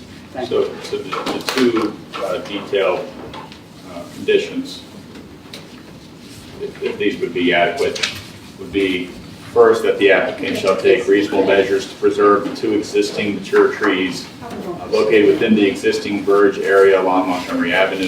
In this regard, shall consult with the Arborist and Shade Tree Commission and implement the recommendations of the commission designed to enhance the continued survival of such trees. That sounds good. Second, being that at any future time, if either of the trees dies or needs to be removed for any reason, the applicant shall replace those trees within the rights of way in such locations and with such species as may be determined by the Arborist Shade Tree Commission. Can you read that one again? At any future time, if either of the trees dies or needs to be removed or is removed for any reason, the applicant shall replace those trees within the right of way, the two trees we're referring to, in that location or another location, and with the, if desired by the Shade Tree Commission. No, not in another location. Well, it would be up to the Shade Tree If the Commission. Shade Tree Commission requests it. No, I don't think so. So I think No, I don't think so. I think the variance is, okay, unless. And we don't need to get, I think the issue is that. No, we don't have to discuss it, but no, in that location, not in. Hold on, let John just make some point. That's my, I mean, that's. Okay. No, I What hear if, you. what if the Shade Tree Commission says you can't plant any new trees there, nothing's going to live right there? But then it won't be, then there will be an issue. There will be a conflict with what we're asking. Now, the zoning hearing board may not want, they may want to go with the language you just proposing. No. I mean, they're going to go with their own language, but I'm saying that otherwise we go neutral. I mean, I think in my mind, the only. I think you're jumping ahead. I'm just trying to discuss, I'm trying to avoid any future conflict. No, but So we could say. I'm just kind of, it's black and white to me. So It's in that location. replace such trees within the right of way, in the locations where those trees were previously located with the species that will be determined by the Arborist and Shade Tree Commission. I guess the That's what I'm concern. yeah. Michelle's chomping at the bit here. Okay, go ahead. No, it's not that. It's just that, I mean, this could potentially short circuit the discussion or not, but I mean, it would be my preference. I think that as a general matter, I don't really think council should be taking positions on special exceptions or variances unless there's like a really compelling reason to do so. We're pretty unified on it. I think that that's why we have, before the NPC delegates these things and our own law delegates these things to an impartial body that operates in a more formal quasi-judicial proceeding that we do not have here. We also appointed great people who have expertise. Right. Our planning commission has weighed in. There were only 3 members present at the meeting. We don't know what the rest of the planning commission thinks, except for Commissioner Spear, whose letter I have read and I found really, frankly, very persuasive and compelling. I'm not in a position to endorse this variance, and I really think that council should just stay neutral. Okay, so to that, I'm comfortable with that is something that But I think we council, should have enough down vote, so. that is something that council could do. They could again be against it, we could stay neutral, or we could be supportive of it. That's the first Is decision. to be supportive, but we were stuck on some language. But regardless of whether you're going to stay neutral or support, you're going to want to have conditions with it. Yeah, and I'm amending the motion with the motion. Both. And I'm amending the motion with that particular condition of the tree being replaced, to be maintained and replaced in that location. That's the only way it makes sense to me. Sure. I mean, Can I we're get discussing. into the weeds with you for 1 second and do something very uncharacteristic? What if in 50 years, some member on the Shade Tree Commission is dying to move it 3 feet for a reason that we can't foresee? And they can plant an additional tree. Come on. What about trusting our people? They can plant an additional tree. Let's hold a dead hand when you're binding the future. I understand where you're coming from. The law. based on a The dead specific hand. electricity, or it's not just because they could build the condition. All right, that's the motion on the table. It's Bob's motion. Could I also, It's about the tree. Go ahead, John. there was also the discussion, and I don't want to add conditions, but again, I think the prior condition and the condition that's recommended by the planning commission was that the streetscape substantially conform with the drawings, which includes the notes that the species of these trees to be planted to be reviewed and approved by the Shade Tree Commission. So I'd recommend that that be a condition no matter what you decide to do. And also, you had a discussion, you wanted some language regarding the sidewalk potential, that the applicant will consult with the borough engineer and the planning commission regarding sidewalk alternative widths and placement options. On Montgomery Avenue. On Montgomery Avenue. Right, but can we also add a condition about Meeting House Lane and the verge there, or is that not on the table? I mean, anything's on the table to discuss the viability of an option. I mean, we just don't want to force them to do something that they are unable to do or isn't recommended from a technical level by our engineer or from planning. Can I lead into Mr. Gravy's point for just a minute? Rob, I think this would be a great opportunity for us to change those pieces now that we've had this in front of us, a large project in front of council, that we know that there are other properties on Montgomery Avenue that are on corners that way. So maybe this is the one that goes, and then the next one we say, okay, we're going to make some changes and understand what's happening in those cross streets now. Yes. And I just want to make one other point to Mr. Nixon and to others, is that if the trees ever become really a big problem for the property owner, they can always build according to the code. If they get their variance, they can always opt to build according to the code. Oh, I just want to give people options. I want to give our shade, because our Shade Tree Commission can only with our approval. It's just giving it to future us, and I trust future us more than I trust us. Sorry, so that last condition would be the placement. Late. What do you guys want? It would be the placement conditions along Montgomery Avenue and alternative for a potential verge along Meeting House Lane. So again, consultation with the Planning Commission and with our engineer as to whether that's something that could be done. Okay, it's all in there. Hold All right. Yeah, I think you have to. It needs to be restated because it hasn't yet been seconded. No, and again, I think the issue is these would be the conditions. If you would like to take any action, I think it's still open for discussion as to whether or not you want to support or stay neutral, Right. in which case it would actually be that we would oppose unless these conditions were. So the motion, if you could restate it just succinctly from scratch, it will be seconded, it will be considered, this is to positively, endorse not their neutral. application. Endorse. And if it fails, we can choose a different path. Which is subject to the following conditions. One, that the applicant shall take reasonable measures to preserve the two existing mature trees within the existing verge along Montgomery Avenue.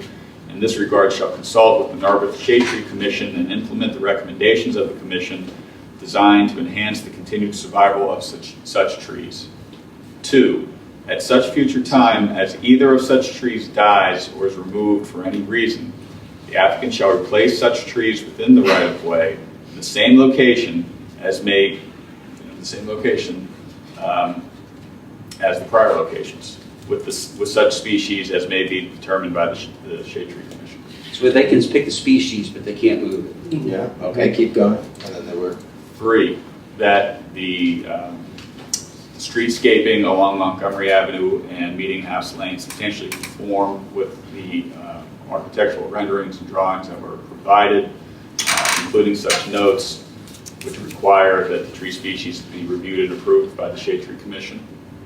And 4, that the applicant shall consult with the Borough Engineer and Planning Commission regarding the potential for alternative sidewalk widths and placements along Montgomery Avenue and the options of potentially having a verge along Meeting House Lane. And so, can I get a second? And then I have one point of information. I'll second. All right, second. It's on the table. So with this is a letter for the consideration of the zoning variance, but we are not enacting or making this as a rule. We are just stating our case. Okay. Any further discussion?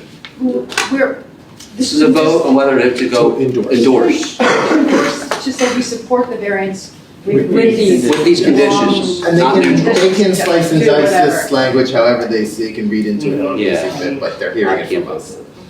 Okay, should we go around the table and call the roll? Yep. All right, Mr. Metrick, go for it. It's been seconded by Gigi.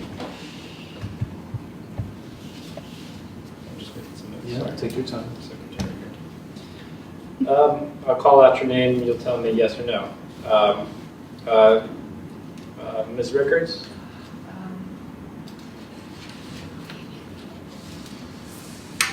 We're not done discussion. One. No. No. No. Mr. Weisbord? Aye. Mr. McCreevy? Yes.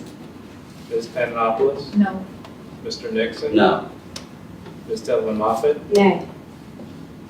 The nays have it. But how would our president have voted had he voted? I would have voted yes. Okay, so the floor is open if someone would like to make another motion. Mr. Fromhold, I'll get you in just a moment. Well, I make a motion that we proceed in neutral as the aforementioned proceedings in the weeks forthcoming. I'll second that. Okay, seconded. Now it's on the table. Mr. Fromhold, would you like to make a comment? I was just going to say, Mr. Chairman, is this motion that this council remains neutral in the application?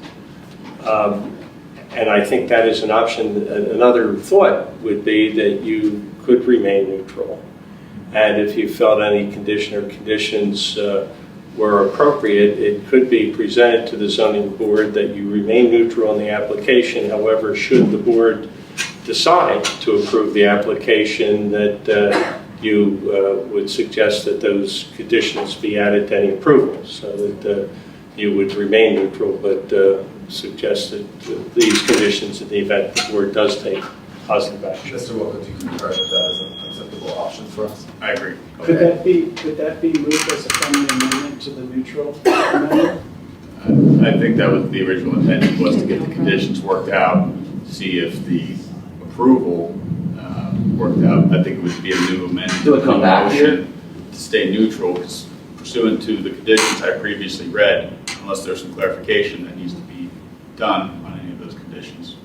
So Mr. Nixon, who introduced this motion, could add these conditions as previously read to the neutral recommendation, so they'd be included as information. As informational items only? Or that they support our neutral position, basically, without. I would like to amend my But the motion has been voted upon. Okay. So we should have a new motion. We do. He just introduced one and second, and it was second. I was second. I introduced the motion. And so I had a friendly to proceed amendment. neutral. I was going Okay, Bob's got a friendly amendment pending. Well, that was what you were going to do. Basically, Same thing, yeah. Basically to add the conditions Throw all this from the stuff back prior in. motion The neutral. to the neutral. All right, now we can take another vote. Yeah, and accept it. Call the roll. Have your matrix? Sure. Yeah. Start the Go other way. ahead. Ms. Rickards? Let's start the other way. So we're remaining neutral. Can I clarify this? Yeah, please do. So, and, you know, let's get back into discussion. And let's continue the discussion. I'm sorry, I feel like we are really tying these folks' hands by saying this tree in 50 years has to be in the exact same location. And I would want to defer to either shade tree. Well, again, we're not This is why we're not making a rule. We're No. just Whatever. offering. But still, It's about it the feels tree. like The variance is micromanagement. about the tree. Okay. I agree with Cindy. I do too, but that's what's on the table. I never thought I'd say those words. I am with Cindy. So we're just saying we're neutral, but we really like these four things. Yes.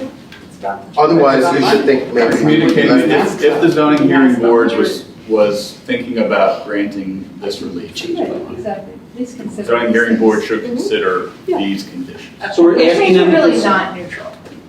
What means that we're not opposed. I mean, you could We're also saying we're not opposed. You know, what I'm saying, you could just easily say, council opposes approving this variance unless those conditions are met. I mean, you can really You know, it- say either way. It's, Yeah, to your point, this is The same more thing. not about the placement of the tree, but trusting the process of relying Take on it our. from someone who commission. sat on zoning.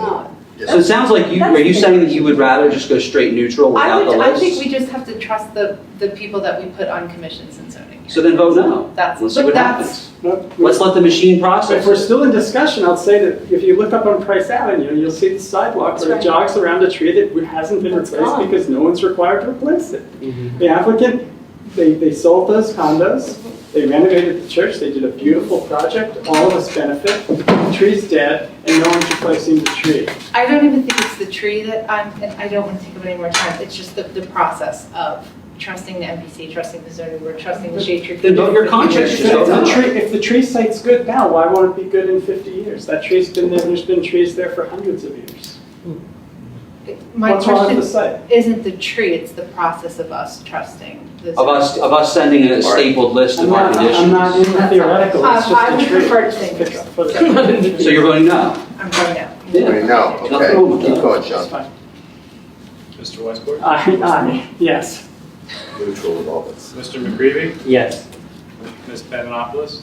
I'm fine with the conditions as the solicitor, worded it. These are the product of a lot of discussion at the table. Their suggestions, take them into consideration, but council has no position on the underlying variance itself.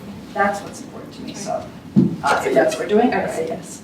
Mr. Nixon? It's a hard vote, but I'm gonna vote yes. Stick with my traditional plan of punting to the zoning hearing board, yes. Yes. Okay.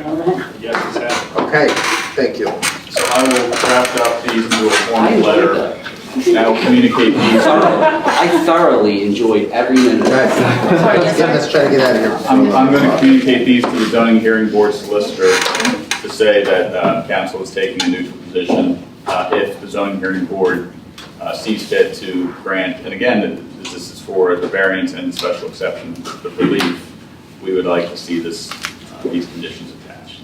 If the zoning hearing board sees fit that they would like to do it, council would like to do it. Yep. Okay.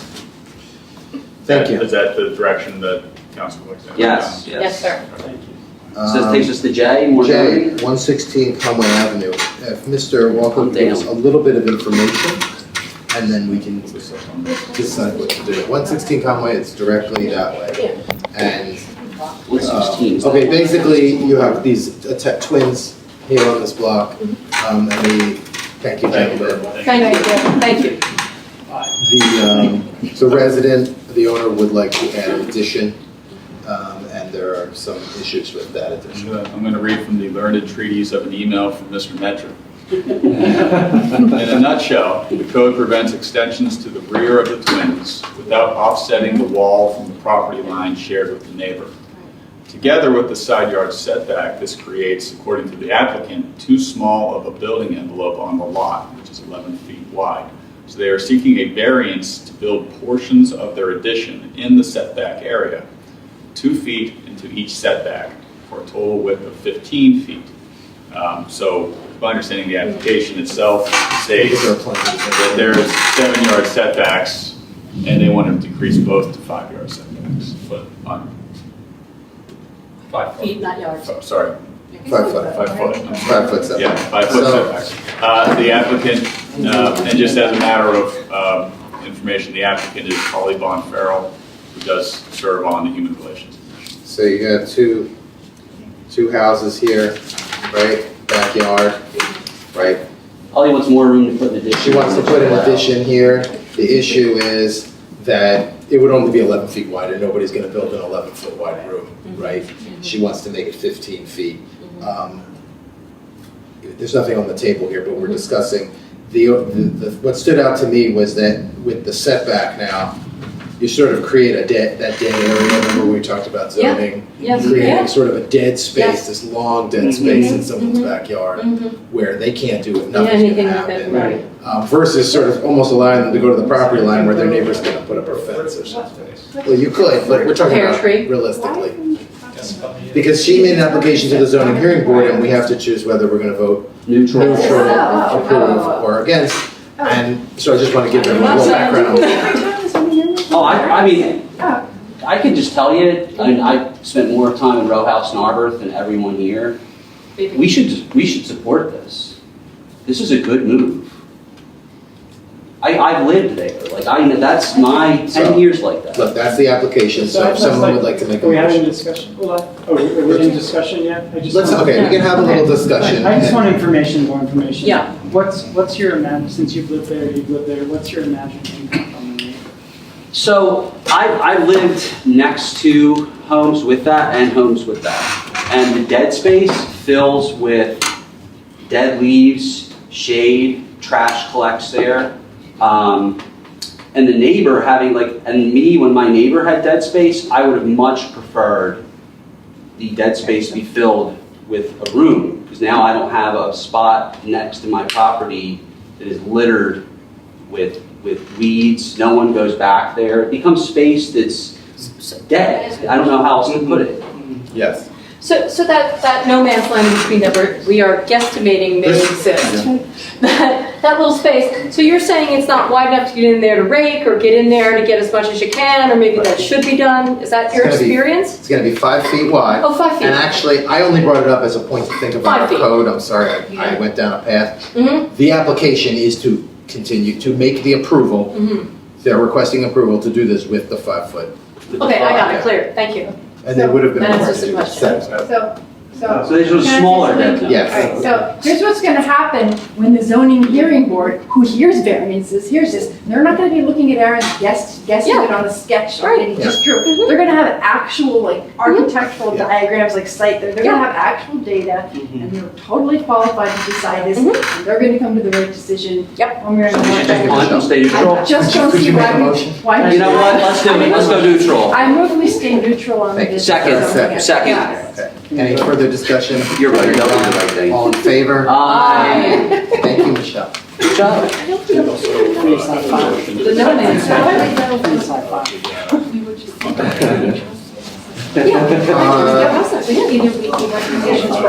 we do that under new business? I have consistently said to these people who have the expertise. All right, What do I information want? items, 10A, Mr. Manager. I submitted a report in the meeting package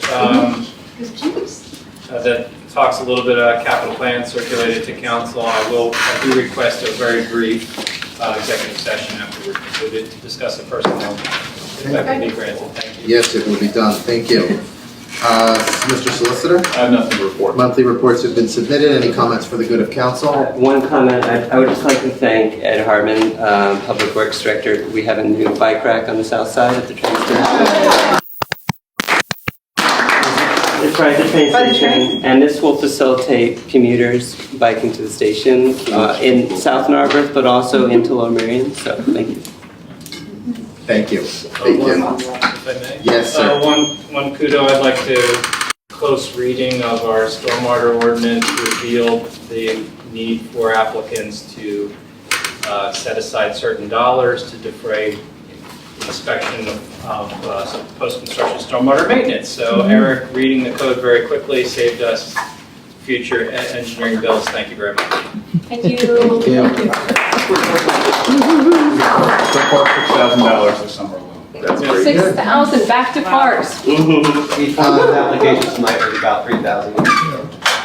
Great. We'll move to 11, new business.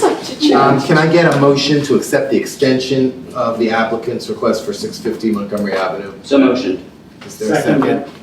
Any discussion? Again, this is to give council the ability, we have requirements where we have to rule on the plan. They're saying we don't have to rule on this plan. And I would recommend we not, because we need to see what the zoning hearing board is going to do. And they gave us to the end of September, which means at the September meeting, unless they provide another extension, the tentative sketch plan would be before you for consideration. Okay. All in favor? Aye. Motion approved.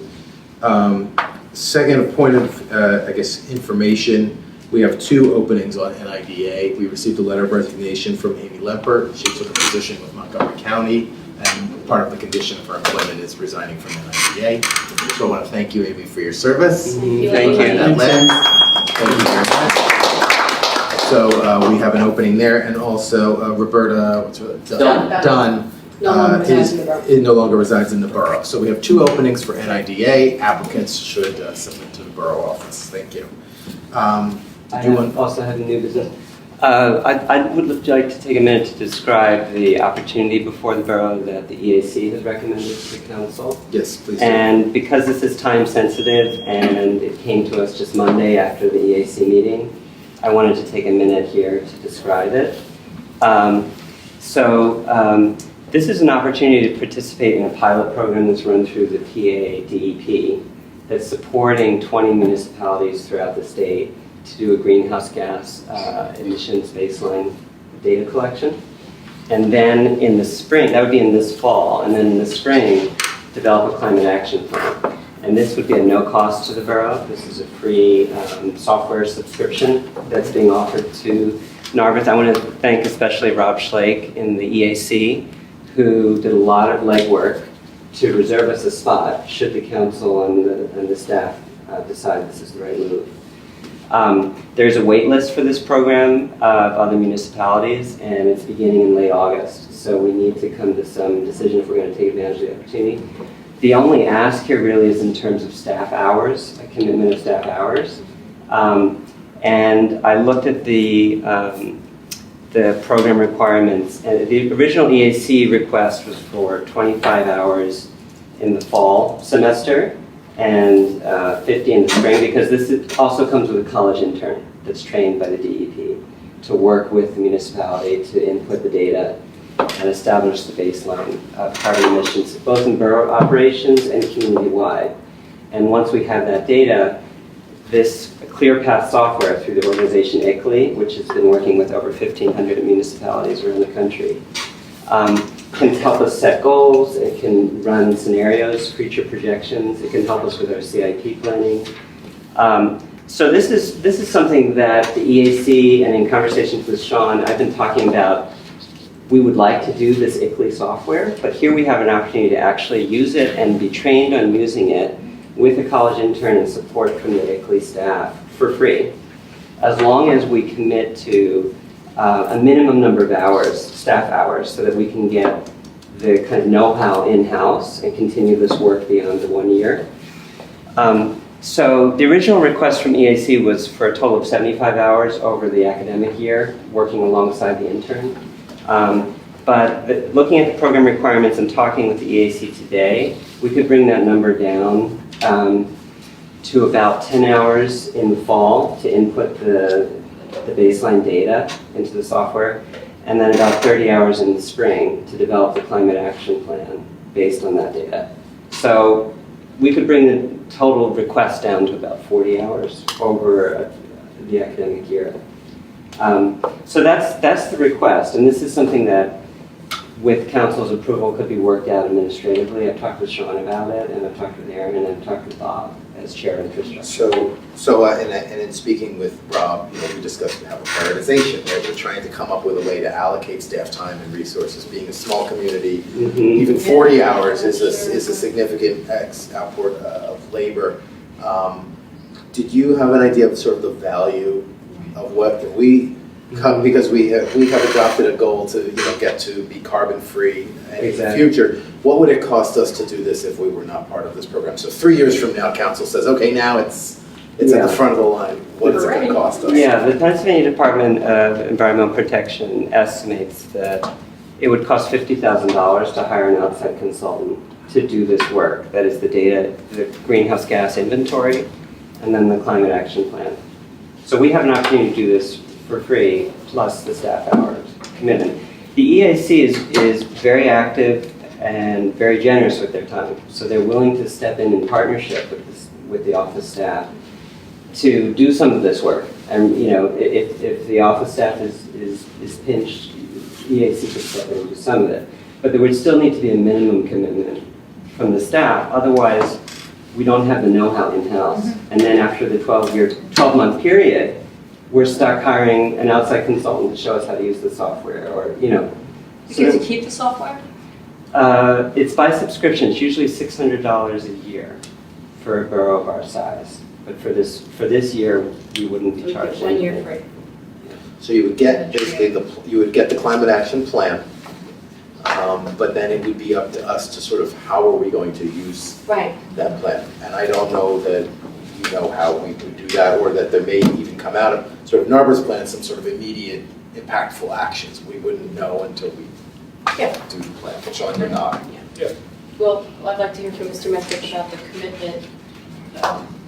Well, I don't really know yet. Because I know only generally what ICLEI's about, and I have long wanted us to baseline not only our greenhouse gas emissions, but our energy usage, so we can track progress and then bake that back into our spending decisions, especially on capital items. It might make some decisions really easy. It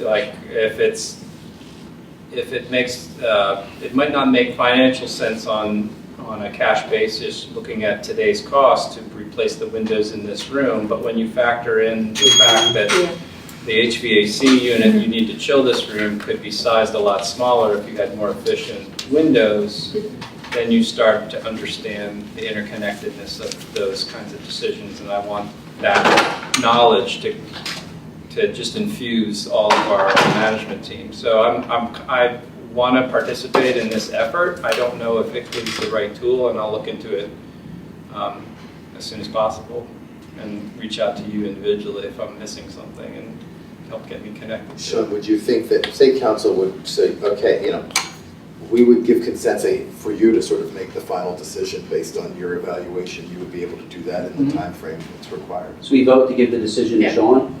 Yeah. That's great.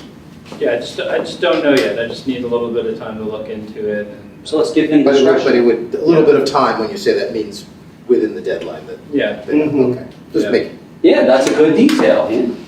Okay, so. So could I make a motion that the council would support the office staff in give them discretion? Yeah, in joining in this pilot program. That we would give you the discretion to decide. Authorize the office staff to participate in the pilot program if they feel it meets the needs of the borough. Good. Yes, second. Yeah. Second. Yes. So Rob has to say. Okay, so moved, yes. So he made the motion. I'll second. It's seconded, it's on the table, and every, you know, while the amount of hours has been whittled, and it's fairly minimal, it's still not nothing, it's not 2 hours. And there's an idea that ongoing, year after year, you're going to be continuing to have an hourly commitment, otherwise you're kind of walking away from it.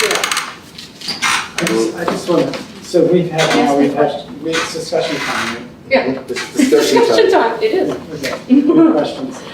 My question is, are we under any obligation to continue with this software or continue with this project? No, there's no obligation. Thank you. So I just want to say, like, the borough's been making noises and passing resolutions and commitments of all kinds of verbal commitments at least since 2002, when I first started to pay attention to what was happening at this table. This is the first time where any kind of motion's been on the table to actually do something. And you know, watching what's happening in other communities all around the country, and many municipalities are already hiring these kinds of consultants, and it's very, very costly. I just visited a community out in Washington State. They had a contract for $76,000. A small community, half the size of Lower Marion Township, $76,000 to do this, basically just to do the base data collection and come up with a plan. And ICLEI's been around for a long time. It's an international organization. They know what they're doing. You know, I would have proposed it to the council 8 years ago if it had any chance of succeeding. But now I think we do have a management team that can do it. I just want to know, can a summer intern do some of this, fill some of these staff hours? Just like, is it data input? Because maybe it's not 40 hours of Sean's time. Maybe it's started 40 hours of. I think the staff time is the sort of knowing how to do it so that in future years there's internal knowledge. Yeah, they're not going to, right, they don't want to Sean has to invest learn the how to do it resources to if we get the don't benefit. have the capacity. Sending you to school, Sean. Delegation. Right. That's why I'm sure. But so there is a college intern involved, and I would also say, we had a kind of similar conversation around the bike grant, you know, that it would involve several hours of staff time to put forward that grant proposal. And I don't know if you recall the number of hours required for that grant. Was it 20? No, but I remember where I did it. Okay. My dining room table. I mean, it might have been 10 hours, you know, for that grant. And we're talking about 40 hours over the course of a year. We're talking about one of our 4 major goals for the year is sustainability. We know we're going to pass this. All right. So it's 10:30. Yes, ask your question. So my question is, you know, you're right. It is one of our goals. We have these goals. We have projects. We have the running of the borough. I don't want to put any pressure on any one department or anyone, but I like the idea that Mr. Metrick would have the final say in the office, and he would obviously confer with other leadership. But I'm just concerned of the pylon. You know, that's all I'm saying. I would one more. I would encourage all of you Yeah. to really read the ICLEI website and to learn about ICLEI regardless of whether we do this Yeah, or no, not. I'm a big because fan. I It's just- coming in the future, either that or we perish.